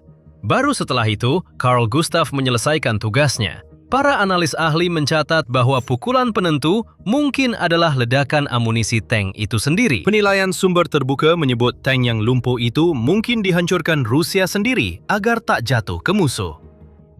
Pihak Ukraina cukup puas dengan hasilnya dan mengucapkan terima kasih kepada Raja Swedia Carl XVI Gustaf serta rakyatnya atas senjata itu. Coba pikirkan. Ukraina menggunakan bazooka murah buatan Swedia yang ditembakkan dari bahu untuk melumpuhkan salah satu tank termahal Rusia. Sebuah T-90M kedua dilaporkan hancur dengan cara yang sama di dekat kota yang sama. Sekarang, jika kita melihat lebih luas dari satu pertempuran itu, polanya semakin jelas. Sepanjang perang, pelacak sumber terbuka seperti proyek Oryx telah secara visual mendokumentasikan lebih dari 150 kehilangan T-90M hingga Juli 2026. Bersama dengan ribuan tank Rusia yang lebih tua. Meski tak ada satu senjata pun yang mengklaim jumlah itu, sistem anti-armor yang ditembakkan dari bahu yang diberikan ke Ukraina jadi pusatnya. Doktrin yang membuatnya mematikan sederhana, dan justru itulah yang membuatnya efektif. Infanteri Ukraina membagi diri jadi tim kecil dan menunggu di jalur sempit yang tak bisa dihindari kendaraan lapis baja Rusia daripada menghadapi mereka langsung. Barisan pohon, jembatan, dan jalan sempit menuju kota dimanfaatkan untuk membiarkan kendaraan masuk, lalu menyerang dari samping atau belakang, bahkan tank modern pun rentan, kemudian pergi sebelum serangan balasan datang. Carl Gustaf memang dibuat untuk pertempuran seperti ini, karena sebuah tank di jalan jarang sendirian, karena infanteri berlindung di belakangnya. Peluncur ini menembakkan peluru anti-tank berdaya ledak tinggi atau peluru hit ke kendaraan, atau peluru fragmentasi ke para prajurit yang berjalan di belakang tank. Satu senjata, dua kategori target hanya dalam hitungan detik. Sumber sebenarnya tentang efektivitas senjata-senjata ini berasal langsung dari pasukan Ukraina di lapangan yang diwawancarai oleh media berita militer Ukraina. Penembak Ukraina menceritakan tentang membawa hanya 5 peluru, 4 dibawa oleh asisten dan 1 oleh penembak. Mereka menegaskan 5 peluru sudah cukup karena senjata seakurat ini tak butuh banyak amunisi. Hanya jenis peluru yang tepat dan disiplin menunggu momen menembak. Mereka memilih alat bidik mekanis sederhana daripada yang optik saat pertempuran, karena optik butuh waktu untuk penyelarasan, sementara waktu tidak tersedia. Mereka juga membahas prosedur 2 orang. Seorang prajurit memanggul tabung, yang lain mengisi dari belakang. Aturannya, tak ada yang boleh berdiri dalam jarak 2 meter dari belakang saat senjata ditembakkan, karena semburan dari belakang bisa mematikan. Orang-orang Ukraina juga membicarakan tentang beratnya sekilas saja, yang sebenarnya lebih mengesankan daripada yang terlihat.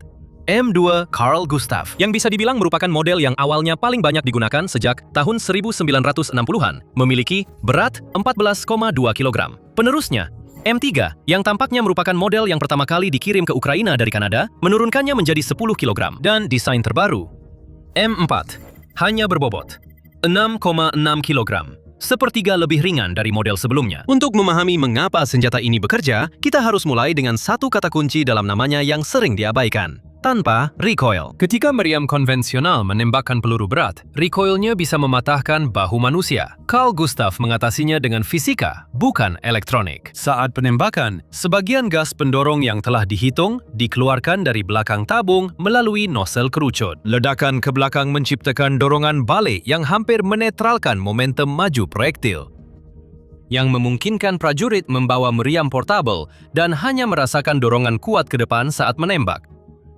Namun, solusi elegan yang sama itu membawa konsekuensi taktis yang mungkin semakin penting setiap tahunnya. Ledakan ke belakang menimbulkan jejak yang jelas berupa debu, api, dan tekanan berlebih, dan menciptakan zona bahaya mematikan tepat di belakang penembak.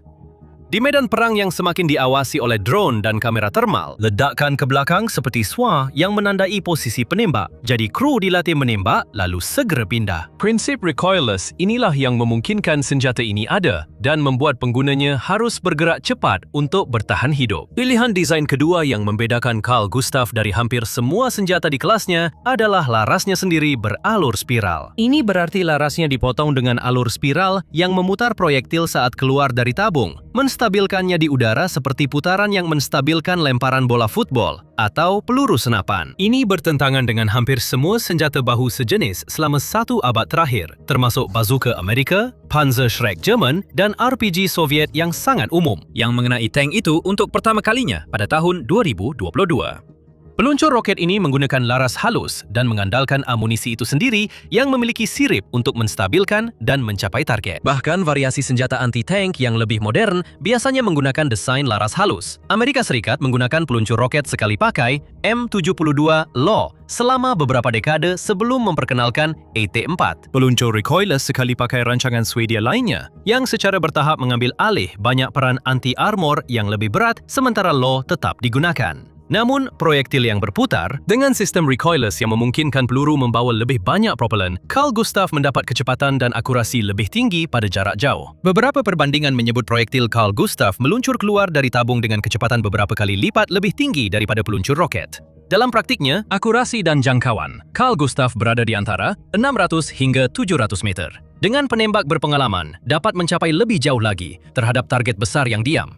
Namun, perbedaannya baru mulai terlihat dari situ. Anda akan melihat kami sering menyebut peluncur modern sebagai peluncur sekali pakai. Ini bukan kebetulan, karena desain anti-armor yang paling umum memang membutuhkan peluncur sekali pakai sebagai kompromi untuk memperkecil alatnya agar bisa dioperasikan oleh infanteri saja. Ini berlaku untuk AT-4 yang lebih kecil maupun LAW Anglo-Swedia yang lebih besar, yang juga dihormati atas jasanya dalam perang. Saat sampai pada Javelin, sistemnya mulai bisa digunakan ulang sebagian. Javelin sendiri adalah misil sekali pakai yang sudah dipasang dalam tabung peluncur dari pabrik. Dan seluruh perangkat itu dipasang ke Command Launch Unit atau CLU, yang sebenarnya dioperasikan oleh penembaknya. CLU berisi optik dan paket pemandu yang mengunci target. Lalu Javelin mengambil alih penargetan sebenarnya dan memungkinkan penembak mundur untuk benar-benar memakai sistem tembak dan lupakan. Carl Gustaf memberikan fleksibilitas tempur yang sebanding, tetapi dengan cara yang sangat berbeda. Alih-alih mengandalkan rudal berpemandu, senjata ini menggabungkan peluncur yang dapat digunakan kembali dengan berbagai jenis amunisi khusus. Hal ini berkaitan dengan harga senjata yang sekitar $20.000 atau sekitar $20.000, tergantung pada kontraknya. Dan mengapa ini sangat penting? Itu adalah harga dari peluncurnya saja, tetapi harga amunisinya bervariasi mulai dari hanya $500 atau $500 hingga sedikit di bawah $3.000 atau $3.000. Ini tergantung spesifikasi amunisi. Sebaliknya, harga Javelin CLU jauh lebih dari $100.000. Dan biaya satu misil Javelin beserta tabungnya berkisar antara $160.000 hingga $170.000. Pada dasarnya, biaya Javelin ini sangat berlebihan. Bahkan jika Anda harus menggunakan beberapa Carl Gustaf untuk menghancurkan satu tank. Hal ini membawa kita pada alasan sebenarnya mengapa Carl Gustaf masih bertahan lebih lama dibandingkan senjata lain yang dimaksudkan untuk menggantikannya. Ragam amunisi yang luar biasa yang bisa digunakan. Senapan 84 mm. Disinilah detail sangat penting. Untuk melawan lapis baja, andalannya adalah HIT 551 dan varian 551C yang telah ditingkatkan, yaitu peluru anti-tank berbantuan roket yang efektif hingga sekitar 700 meter. Sama dengan jarak nominal senapan tersebut. Yang lebih penting, peluru ini dapat menembus sekitar 40 cm baja. Dan untuk melawan tank modern yang dilapisi lapis baja reaktif, penembak dapat beralih ke HIT 751 berkepala tandem, di mana muatan kecil pendahulu meledakkan pelat lapis baja reaktif terlebih dahulu, membuka jalan sehingga muatan utama dapat menembus lambung di bawahnya. Ini memperluas daya tembus peluru menjadi lebih dari 50 cm lapisan baja. Dan itu sudah dibalik pelat reaktif. Dan untuk kebutuhan pertempuran di perkotaan yang sempit, bahkan ada peluru untuk ruang terbatas. HIT 655 menggunakan massa penyeimbang air garam, bukan gas murni, untuk mengurangi ledakan balik, sehingga senjata ini bisa ditembakkan dari dalam ruangan. Kemampuan yang tidak bisa ditawarkan oleh senjata recoilless biasa tanpa membunuh kru.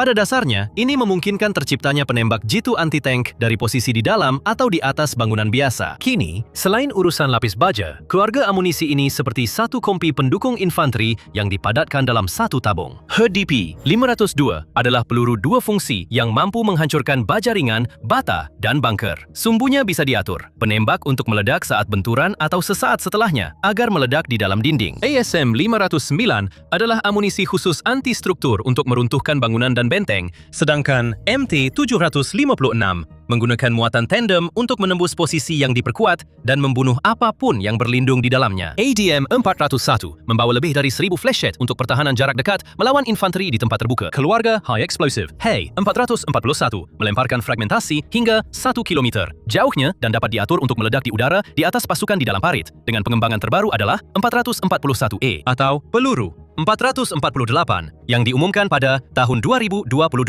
Akan dikirim ke seluruh dunia untuk pengguna seperti Angkatan Bersenjata Aeriskan dan negara-negara tetangga Swedia yang tergabung dalam NATO. Ada peluru asap untuk menutupi gerakan dan peluru penerangan untuk menerangi malam. Di ujung peta pengembangan itu terdapat Guided Multi-Purpose Munition, sebuah proyektil berpemandu laser yang dikembangkan bersama oleh Saab dan Raytheon, yang menjanjikan dapat menghantam target bergerak hingga sekitar 2,5 km. Membawa senjata analog ini menuju presisi sejati, bahkan harganya pun lebih masuk akal. Diperkirakan akan berada di kisaran $80.000, kira-kira setengah dari harga Javelin, sambil tetap mencapai kemampuan penetrasi yang serupa, serta menawarkan panduan presisi melalui penunjukan laser. Jadi, Javelin digunakan untuk menghancurkan tank dan posisi kuat.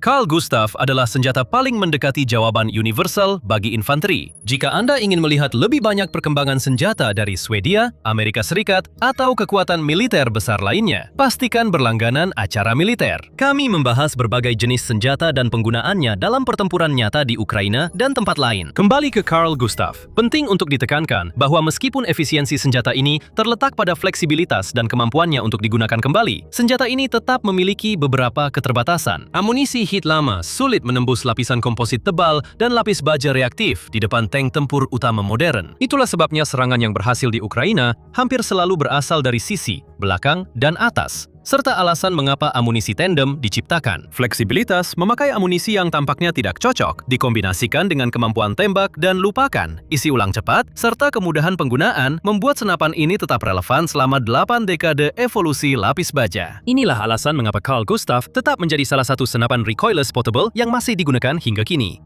Upaya pertama Swedia untuk membuat senjata recoilless yang ditembakkan dari bahu, sebuah senapan anti-tank 20 mm dari awal tahun 1940-an menjadi pelajaran berharga.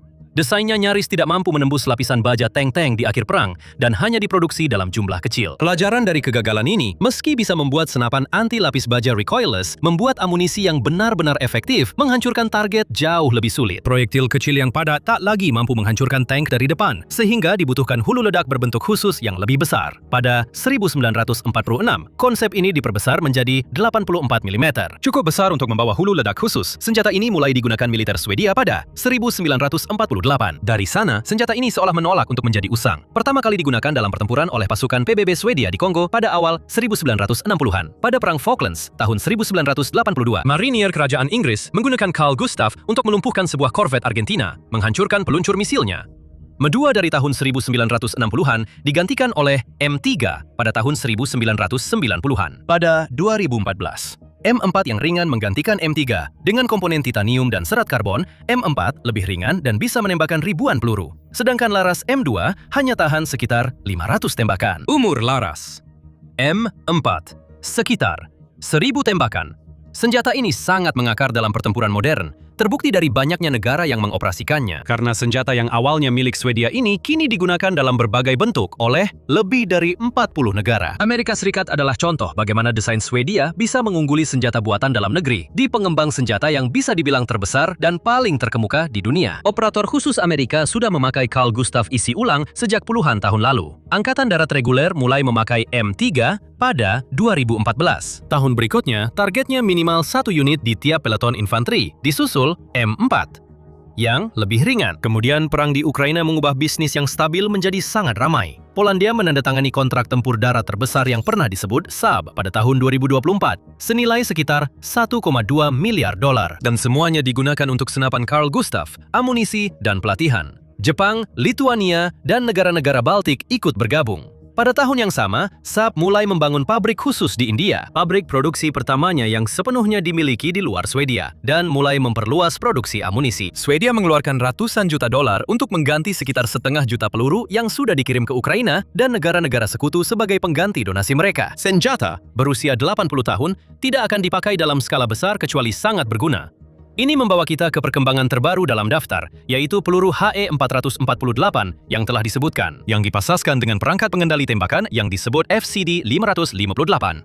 Secara mandiri, HE-448 adalah peluru dengan daya ledak tinggi dan nama alternatifnya sebagai HE-441E di Amerika Serikat menunjukkan bahwa ini adalah peningkatan langsung dari peluru anti-personel HE-41 yang lebih lama. Peluru ini berisi sekitar 4.000 butiran, tungsten untuk fragmentasi yang lebih padat dan mematikan, serta efek yang lebih baik terhadap musuh yang mengenakan rompi anti-peluru. Yang membuatnya berbeda adalah peluru ini dapat berkomunikasi dengan peluncurnya. Saat dimasukkan ke dalam ruang peluncur, peluru dan tabung di sekitarnya melaporkan suhu propelen masing-masing. Penembak kemudian memasukkan jarak ke target dan memilih antara dampak langsung atau ledakan udara. Lalu sebuah komputer balistik kecil menghitung tembakan yang optimal, berkomunikasi dengan sekering melalui protokol data yang disebut Saab sebagai Firebolt. Dengan cara ini, peluru tersebut dikabarkan dapat mencapai target lebih dari 1,5 km jauhnya dan meledak tepat di atas parit, tembok, atau sarang senapan mesin, menyebarkan pecahan ke musuh di balik pelindungan. Keluhan lama tentang Carl Gustaf adalah senjata ini hanya tabung sederhana yang menembak lurus ke depan. Tetapi hal itu bisa dibilang sudah diatasi dengan rekayasa. Kemampuan anti-parit ini juga memunculkan beberapa teori menarik tentang bagaimana senjata ini digunakan di Ukraina pada tahun 2026. Dua tantangan utama infanteri Ukraina adalah musuh bersembunyi di parit dan kendaraan lapis baja yang bergerak di lahan terbuka. Namun keduanya adalah target yang memang dirancang untuk dikalahkan oleh peluru airburst yang dapat diprogram. Peluru HEAT akan sia-sia digunakan pada mereka dan tembakan langsung memaksa penembak untuk tetap berada di garis bidik terbuka dalam waktu lama, situasi yang bisa saja merugikan dirinya. Peluru airburst yang meledak di atas parit dari jarak lebih dari 1 km merupakan solusi yang berbeda dan jauh lebih aman. Senjata ini dapat menggantikan artileri untuk menghadapi infanteri tersebar. Jadi, jika senjata itu sudah dikerahkan, M448 dan perangkat pengendali tembaknya memberikan kemampuan anti-infanteri yang portable dan presisi kepada regu Ukraina, yang secara signifikan mengubah apa yang bisa dilakukan oleh satu tim anti-tank. Ini adalah hasil dari desain senjatanya dan bentuk pertempurannya, dan kita tidak perlu berspekulasi tentang siapa yang memintanya. Tapi ada solusi lain yang mungkin, yang jauh lebih tersembunyi dan brutal. Saab menyatakan pengembangan HE-448 didasari hubungan erat dan masukan dari pelanggan, seperti sering disebutkan dalam materi mereka. Siaran pers paling awal dari klaim tersebut muncul pada Mei 2022, dan Angkatan Bersenjata Swedia mulai menerima amunisi tersebut pada Desember 2021. Ini terlalu terlambat untuk menganggap amunisi tersebut dikembangkan di parit-parit Ukraina. Namun, HE-758 yang lebih baru justru sesuai dengan kriteria tersebut. Diumumkan pada Mei 2026. HEAT HE-758 adalah amunisi anti-tank tandem, dan yang terpenting, ini merupakan penerus dari HEAT HE-751 yang sebenarnya dikreditkan atas keberhasilan Carl Gustaf dalam menghancurkan T-90M Rusia. Disinilah umpan balik tidak lagi sekadar menjadi frasa pemasaran dan benar-benar bisa dilacak. Kru Ukraina sudah membuktikan efektivitas HEAT-751 terhadap T-90 Rusia, dilengkapi lapis baja reaktif, kontak 5, dan relikt, perlindungan yang sama dipasang Moskow pada tank terbaiknya. Saab menggunakan hasil itu untuk mencari amunisi yang mampu mengalahkan seluruh paket armor Rusia, bukan hanya satu. Namun, daripada melakukan iterasi manual, insinyur Saab menggunakan pembelajaran mesin pada 50.000 desain prekursor, mencari konfigurasi yang bisa mengalahkan semua lapis baja reaktif Rusia yang diketahui. Hasilnya adalah prekursor non-inisiasi, sebuah muatan yang menghilangkan lapisan reaktif tanpa memicunya, membuka jalan bagi muatan utama yang dapat menembus hingga 70 cm lapisan armor. Sebagai pengingat, desain awal hanya bisa menembus 50 cm. Dan menurut laporan peluncurannya, Saab mengakui bahwa performa awal Carl Gustaf di Ukraina secara aktif memengaruhi pengembangan peluru baru ini. Jadi itulah siklus pengembangan yang digunakan Swedia. Seorang penembak Ukraina menembakkan peluru Carl Gustaf ke tank Rusia. Lapis baja reaktif pada tank itu dan pada tank-tank yang selamat menjadi data. Data itu kemudian menjadi simulasi di Swedia. Dan jika kita melihat lebih jauh, Carl Gustaf hanyalah bagian kecil dari perubahan besar. Swedia telah menjadi salah satu pemasok senjata yang tak bisa lagi ditinggalkan dunia barat. Saat ini, Swedia mengekspor pesawat tempur Gripen, Enlo, dan senjata anti-armor AT-4 Carl Gustaf. Dan mulai atau tahun 2026, bahkan sistem yang memantau langit. Perkembangan terbaru terjadi pada Juli 2026 ketika NATO mengumumkan dalam sebuah pertemuan puncak di Ankara bahwa mereka akan membuka negosiasi untuk menggantikan pesawat radar A-WCS era Perang Dingin, aset pengintai udara aliansi yang sudah menua. Sistem yang terpilih adalah Saab Global Eye, pesawat pengintai yang dibangun di atas jet bisnis, yang dipilih dibandingkan Boeing E-7 Wedgetail. Dalam kesepakatan, hingga $4,5 miliar untuk 10 pesawat didukung 11 negara anggota. NATO memilih pesawat Swedia karena dirancang menghadapi ancaman era ini seperti kawanan drone dan rudal jelajah. Dan keputusan tersebut dibingkai dalam konteks Eropa yang semakin bertekad membangun basis industrinya sendiri daripada bergantung pada apa yang mereka yakini kini sebagai pemerintahan Amerika yang tidak dapat diprediksi beserta kebijakan luar negerinya. Kita kembali ke awal, membahas bahwa Carl Gustav tidak sepenuhnya bertanggung jawab atas penghancuran T-90M. Yang penting, kini, drone pengintai kecil makin sering digunakan untuk menemukan target, berkeliaran di atas deretan pohon untuk menemukan posisi pertahanan yang digali, atau kendaraan yang tidak akan pernah bisa dilihat oleh tim darat dari balik perlindungan.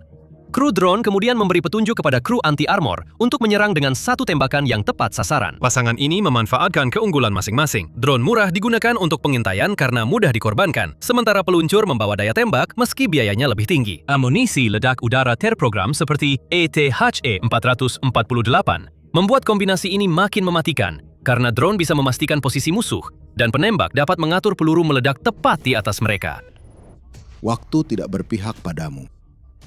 Itulah peringatan mengejutkan yang baru saja disampaikan Amerika Serikat kepada Rusia saat rencana jahat Ukraina untuk menghancurkan para penjajah Rusia semakin jelas. Seiring kita kian jauh memasuki tahun 2026. Ini hal terakhir yang ingin didengar Putin. Dia merasa telah mengendalikan Amerika Serikat dan memanipulasinya agar mendorong versi perdamaian yang lebih menguntungkan Moskow daripada Kiev. Tapi ilusi itu baru saja hancur karena Rusia diperingatkan untuk segera keluar sebelum Ukraina membuat situasi yang sudah buruk menjadi jauh lebih parah. Ukraina mungkin hampir merasa kasihan pada Rusia dan kondisi mental Vladimir Putin yang mulai runtuh. Namun Ukraina tak akan cukup iba untuk menghentikan strategi melumpuhkan Rusia.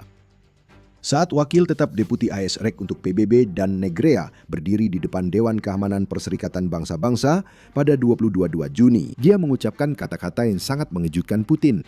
Di tengah kecaman terhadap pengeboman Rusia di situs warisan UNESCO Kiev-Pochevsk Lavra yang bersejarah, yang juga merupakan salah satu tempat ibadah paling khidmat di seluruh Ukraina. Negrea mengatakan pada Rusia bahwa kini saatnya membuat kesepakatan dengan Ukraina sebelum waktunya habis dan Ukraina menang. Hal itu tampaknya semakin mungkin terjadi karena momentum telah beralih dari Rusia pada tahun 2026.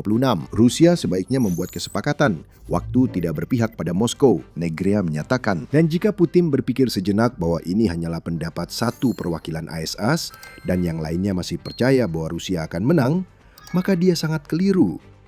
Komentar Negrea muncul setelah pernyataan yang dibuat oleh Menteri Luar Negeri Amerika Serikat Marco Rubio kepada Senat pada awal Juni. Mereka pasti tidak akan mencapai tujuan yang ditetapkan sejak awal. Rubio menyampaikan pernyataan tentang Rusia yang pasti menusuk hati Putin. Rubio menambahkan, mereka mungkin bahkan tak akan pernah bisa mencapai secara militer tujuan yang kini mereka tuntut dalam negosiasi. Itu adalah dua pejabat tinggi Amerika Serikat yang secara terbuka meremehkan peluang Rusia untuk menang dalam hitungan hari. Tapi mereka bukan satu-satunya. Presiden AS sendiri, Donald Trump, juga tampaknya mulai melihat Ukraina berada di pihak yang akan menang. Tapi kita akan kembali ke situ sebentar lagi. Komentar Negrea sangat serius saat berbicara di Dewan Keamanan PBB. Dia mengatakan Rusia harus membuat kesepakatan sekarang karena strategi Ukraina melawan Rusia sangat efektif hingga beberapa orang mulai merasa kasihan pada Putin dan ketidakmampuannya. Negrea mengangkat dua faktor yang sangat penting, yaitu korban jiwa dan inovasi. Keduanya saat ini menguntungkan Ukraina, dan memang begitu sepanjang sebagian besar tahun 2026. Dalam hal korban jiwa, Negrea menunjukkan bahwa militer Rusia mengalami sekitar 40.000 korban tewas atau terluka setiap bulannya, yang semakin diperparah oleh taktik perekrutan putus asa yang justru memperburuk situasi ekonomi Rusia. Bahkan Rusia telah mencapai titik di mana mereka menawarkan bonus rekor hingga sekitar $80.000 hanya untuk mendaftar, menurut laporan CNN pada 14 Juni. The Moscow Times melaporkan beberapa minggu sebelumnya bahwa Putin menandatangani undang-undang baru yang menghapus utang hingga $140.000 bagi warga Rusia yang mendaftar sukarelawan militer. Ini adalah tindakan keputusasaan saat Rusia bergulat dengan krisis perekrutan yang disebabkan oleh strategi Ukraina. Tapi Rusia harus melaksanakannya, tidak ada pilihan lain. Menurut Kementerian Keuangan Ukraina, Rusia telah kehilangan lebih dari 1.395.000 tentara hingga 24 Juni. Pada Mei lalu, BBC melaporkan hampir 500.000 tentara Rusia tewas dalam pertempuran, menurut GCHQ yang merupakan badan intelijen utama Inggris. Dan menurut United 24 Media, kerugian pasukan harian Rusia telah melebihi 1.000 orang selama hampir 1 bulan penuh untuk pertama kalinya sejak Maret 2025. Periode antara 1 Juni hingga 22 Juni mencatat kerugian Rusia berkisar antara 1.130 hingga 1.550 setiap harinya, dengan hanya 3 dari 22 hari tersebut yang mencatatkan kerugian di kisaran 1.100. Sementara sisanya jauh lebih tinggi. Ini tidak dapat dipertahankan bagi Rusia, dan itulah inti dari strategi cerdik Ukraina. Meski Ukraina melakukan serangan balasan terarah di seluruh wilayah pendudukan, mereka sadar terjebak dalam perang atrisi dengan Rusia. Peluang terbaik Ukraina menang adalah membuat Rusia kehilangan banyak korban hingga tak mampu melanjutkan perang. Menteri Pertahanan Ukraina Mikhailo Fedorov sudah menjelaskan hal itu, dan dia bahkan memiliki angka ajaib yang tidak pernah ingin dicapai Rusia, yaitu 50.000 korban per bulan. Fedorov mengklaim hal itu akan membuat invasi Rusia tak bisa dipertahankan dan memaksa Putin berunding. Dengan asumsi meja perundingan itu masih terbuka baginya, bagaimanapun juga Amerika Serikat mengatakan bahwa waktunya hampir habis. Tentu saja, memiliki target itu dan benar-benar mencapainya adalah dua hal yang sangat berbeda. Disitulah kecemerlangan strategi Ukraina benar-benar berperan. Negrea menyatakan bahwa inovasi di berbagai lini membawa Ukraina menuju kemenangan, sementara Rusia tidak mampu menyaingi cara Ukraina membuat drone mereka semakin mematikan. Negrea bukan satu-satunya yang mengagumi industri pertahanan Ukraina. Pada 23 Juni, United 24 Media melaporkan bahwa Komisaris Uni Eropa untuk Pertahanan dan Antariksa, Andreas Kubilius, juga memberikan pernyataan serupa. Meski dia memuji kepemimpinan taktis Ukraina, Kubilius menyatakan kelincahan manufaktur domestik Ukraina menjadi alasan utama Putin dan antek-anteknya kini terdesak di Ukraina. Kubilius menyatakan produksi militer Ukraina naik 50 kali lipat sejak perang. Dan volume tersebut didukung kemampuan Ukraina mengembangkan senjata yang efektif untuk melawan aksi Rusia dan memberi penderitaan lebih besar pada pasukan Putin. Kubilius menutup pidatonya di KTT Pertahanan dan Keamanan Eropa di Brussel dengan mengajak membentuk kerangka kerja yang lebih mengintegrasikan Ukraina ke pasar pertahanan kolektif Eropa. Dan dia benar untuk menyerukan hal itu. Inovasi Ukraina di medan perang nyaris tak terhitung. Di garis depan, Ukraina telah mengembangkan kombinasi mematikan antara drone FPV dan drone serangan jarak menengah yang memungkinkannya menyerang target-target Rusia beberapa ratus kilometer di belakang garis depan. Serangan jarak menengah sangat mengacaukan pihak Rusia.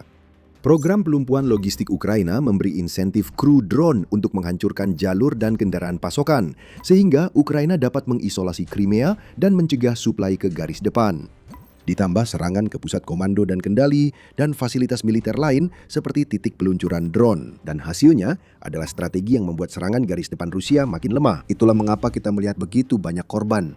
Pasukan Rusia semakin melemah, bahkan ketika Putin memerintahkan mereka untuk melancarkan lebih banyak serangan sebagai bagian dari ofensif musim panas Rusia. Menurut Dewan Hubungan Luar Negeri, drone telah lama mendominasi garis depan dalam hal jumlah korban, dengan hingga 85% kematian dan cedera di kedua belah pihak disebabkan oleh benda-benda logam yang berterbangan. Perbedaannya kini, inti strategi Ukraina adalah kawanan drone FPV di zona maut dekat garis depan, kini diperkuat oleh kemampuan baru Ukraina untuk melancarkan serangan presisi ke wilayah belakang Rusia, baik di wilayah pendudukan maupun di Rusia sendiri.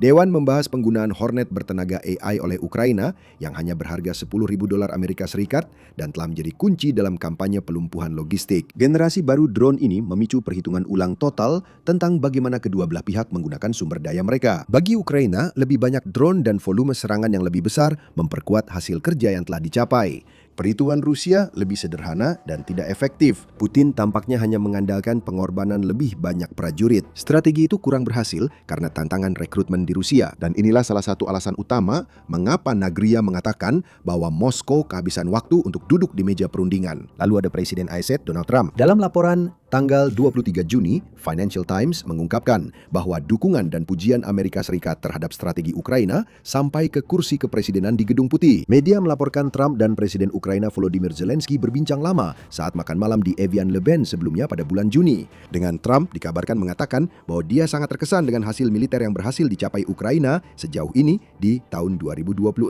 Pravda melaporkan bahwa pejabat Ukraina menganggap hal ini sebagai tanda bahwa Trump semakin mungkin memberikan dukungan yang lebih kuat kepada Ukraina, selain juga memberikan tekanan lebih besar kepada Putin untuk mengakhiri perang. Rubio dan Negrea baru saja menekan Rusia, menyatakan waktu hampir habis dan Putin harus segera mundur dari Ukraina sebelum seluruh kekuasaannya hancur. Pertemuan Trump dan Zelensky juga menghasilkan hal lain yang mempersulit Putin mencapai tujuannya.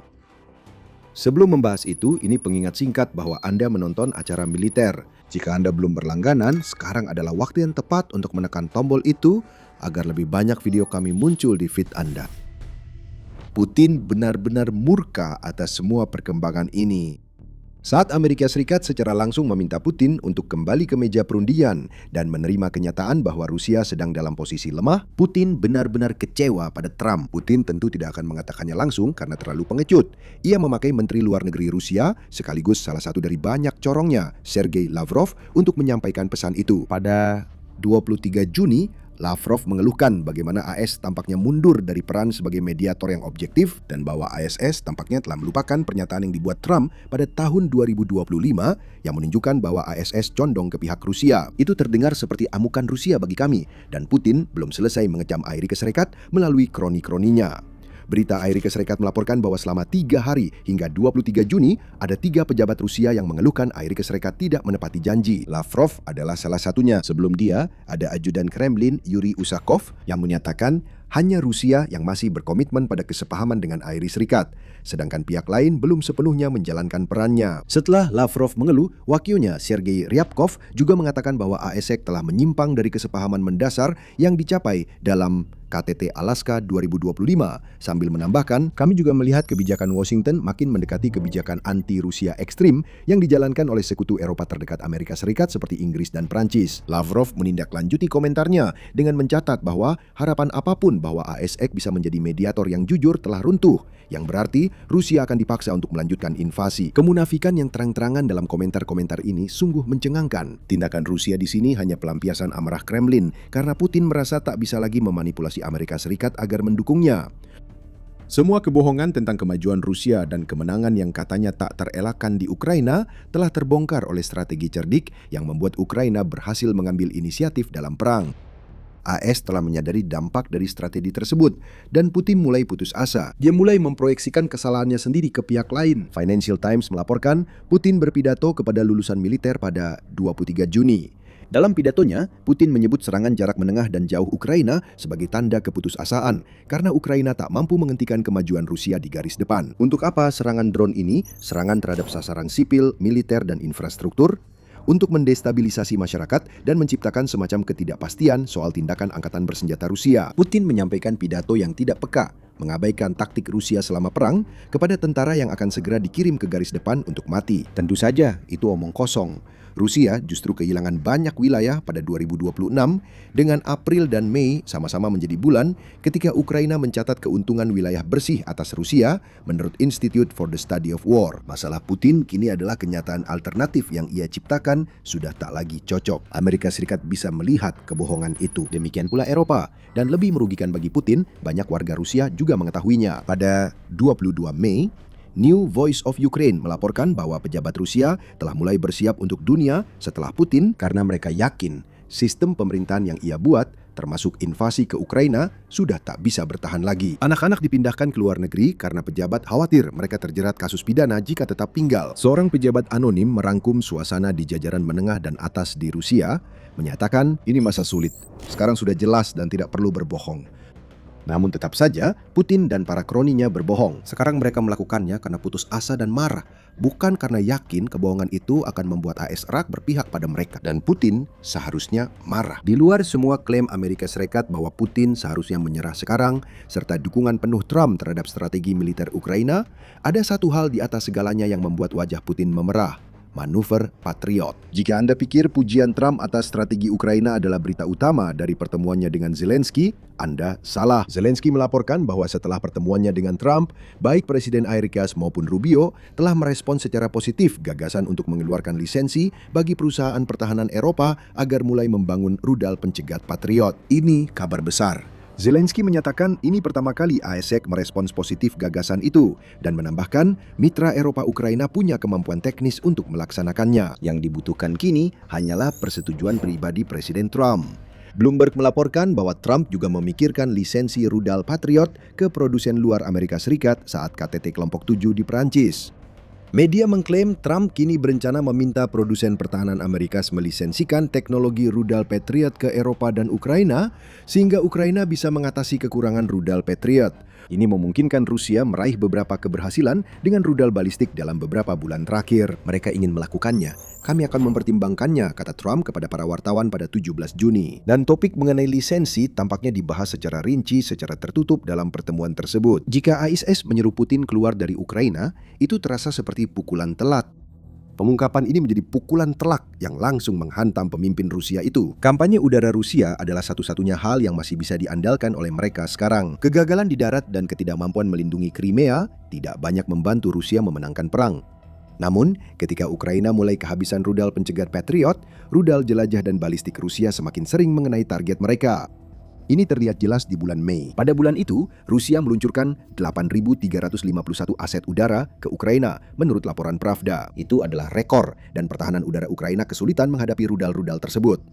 Dari 8.351 aset, 8.150 diantaranya adalah drone serang, di mana Ukraina mencatat tingkat intersepsi yang mengesankan sebesar 91,73%. Namun persentasenya turun jauh lebih rendah ketika membahas 211 rudal jelajah dan balistik yang diluncurkan Rusia karena Ukraina hanya bisa menghentikan 53% rudal itu. Pasokan rudal Patriot yang stabil akan meningkatkan intersepsi rudal Ukraina secara signifikan. Itu sebabnya keterbukaan Trump terhadap kesepakatan lisensi sangat penting bagi Ukraina dan merugikan Putin. AS seharusnya mendukungnya. Sampai baru-baru ini, tekanan hanya diberikan pada Ukraina untuk mencapai kesepakatan. Kini, AS memperingatkan Putin bahwa waktunya hampir habis dan bersiap mengizinkan produksi senjata di luar negeri yang akan menggagalkan strategi Rusia meneror Ukraina demi melumpuhkan moralnya. Jika rudal Rusia berhasil dicegat, apalagi yang dimiliki Rusia, Rusia tak maju di darat dan tentaranya hancur akibat strategi drone Ukraina yang brilian. Semua ini punya penutup menarik. Ketika Putin mulai mendapat tekanan dari kedua sisi Atlantik untuk menggantikan ambisinya menginvasi Ukraina, setelah hampir 4,5 tahun kegagalan, utusan Ukraina untuk PBB Andriy Melnik juga menyerukan hal itu dan menyampaikan kepada Putin seperti apa warisannya nanti setelah semua ini berakhir. Putin akan dikenang sebagai salah satu tokoh paling kelam di sejarah modern, terutama setelah serangan terhadap Lavra Pochayevsk di Kiev, dan warisannya tidak akan lebih dari seorang penjahat perang yang gagal dalam semua yang ia coba capai. Kepada perwakilan Rusia, nasihat saya, Anda tak akan pernah menguasai wilayah yang diduduki. Segeralah keluar dari Ukraina sebelum terlambat. Melnik mengaum saat pidatonya. Dan jika peringatan itu tidak diindahkan, maka Rusia benar-benar harus mulai memperhatikan apa yang sedang terjadi. Bumerang perang yang dilepaskan oleh Tuan Putin telah kembali ke wilayah Rusia. Dan untuk pertama kalinya, rakyat Rusia merasakan hembusan kelam perang ini, kata Melnik sebelum mengakhiri dengan kata-kata yang bergema di aula PBB. Dan itu baru permulaan. Sulit membantah hal ini. Amerika Serikat, Eropa, dan pejabat Rusia sudah melihat tanda-tanda jelas membuat Putin makin kehabisan pilihan. Pilihan paling masuk akal adalah mengikuti saran semua orang, keluar dari Ukraina. Apakah Putin akan melakukannya? Kemungkinan besar tidak. Namun jika dia tetap keras kepala dan menolak kenyataan seperti selama perang, dia hanya akan membuat negaranya tunduk pada strategi Ukraina yang telah mengubah momentum dan dipuji seluruh barat dan akan segera membuat Rusia kalah. Padahal perang seharusnya selesai dalam beberapa hari. Putin sudah melihat dampak strategi Ukraina terhadap Crimea, permata mahkota pendudukan Rusia. Setidaknya seharusnya dia melihatnya. Kepala Putin mungkin begitu dalam terkubur di pasir atau mungkin di tempat lain, sehingga dia tidak tahu apa yang sebenarnya terjadi. Tapi itu tidak mengubah kenyataan. Rusia sedang kehilangan Crimea. Dan 1,5 juta orang Rusia sekarang menyesal berada di semenanjung itu. Tonton video kami untuk mengetahui alasannya. Dan jangan lupa berlangganan Military Show jika Anda suka. Kami tiap hari menerbitkan video analisis perang Ukraina dan lainnya. Terima kasih telah menonton.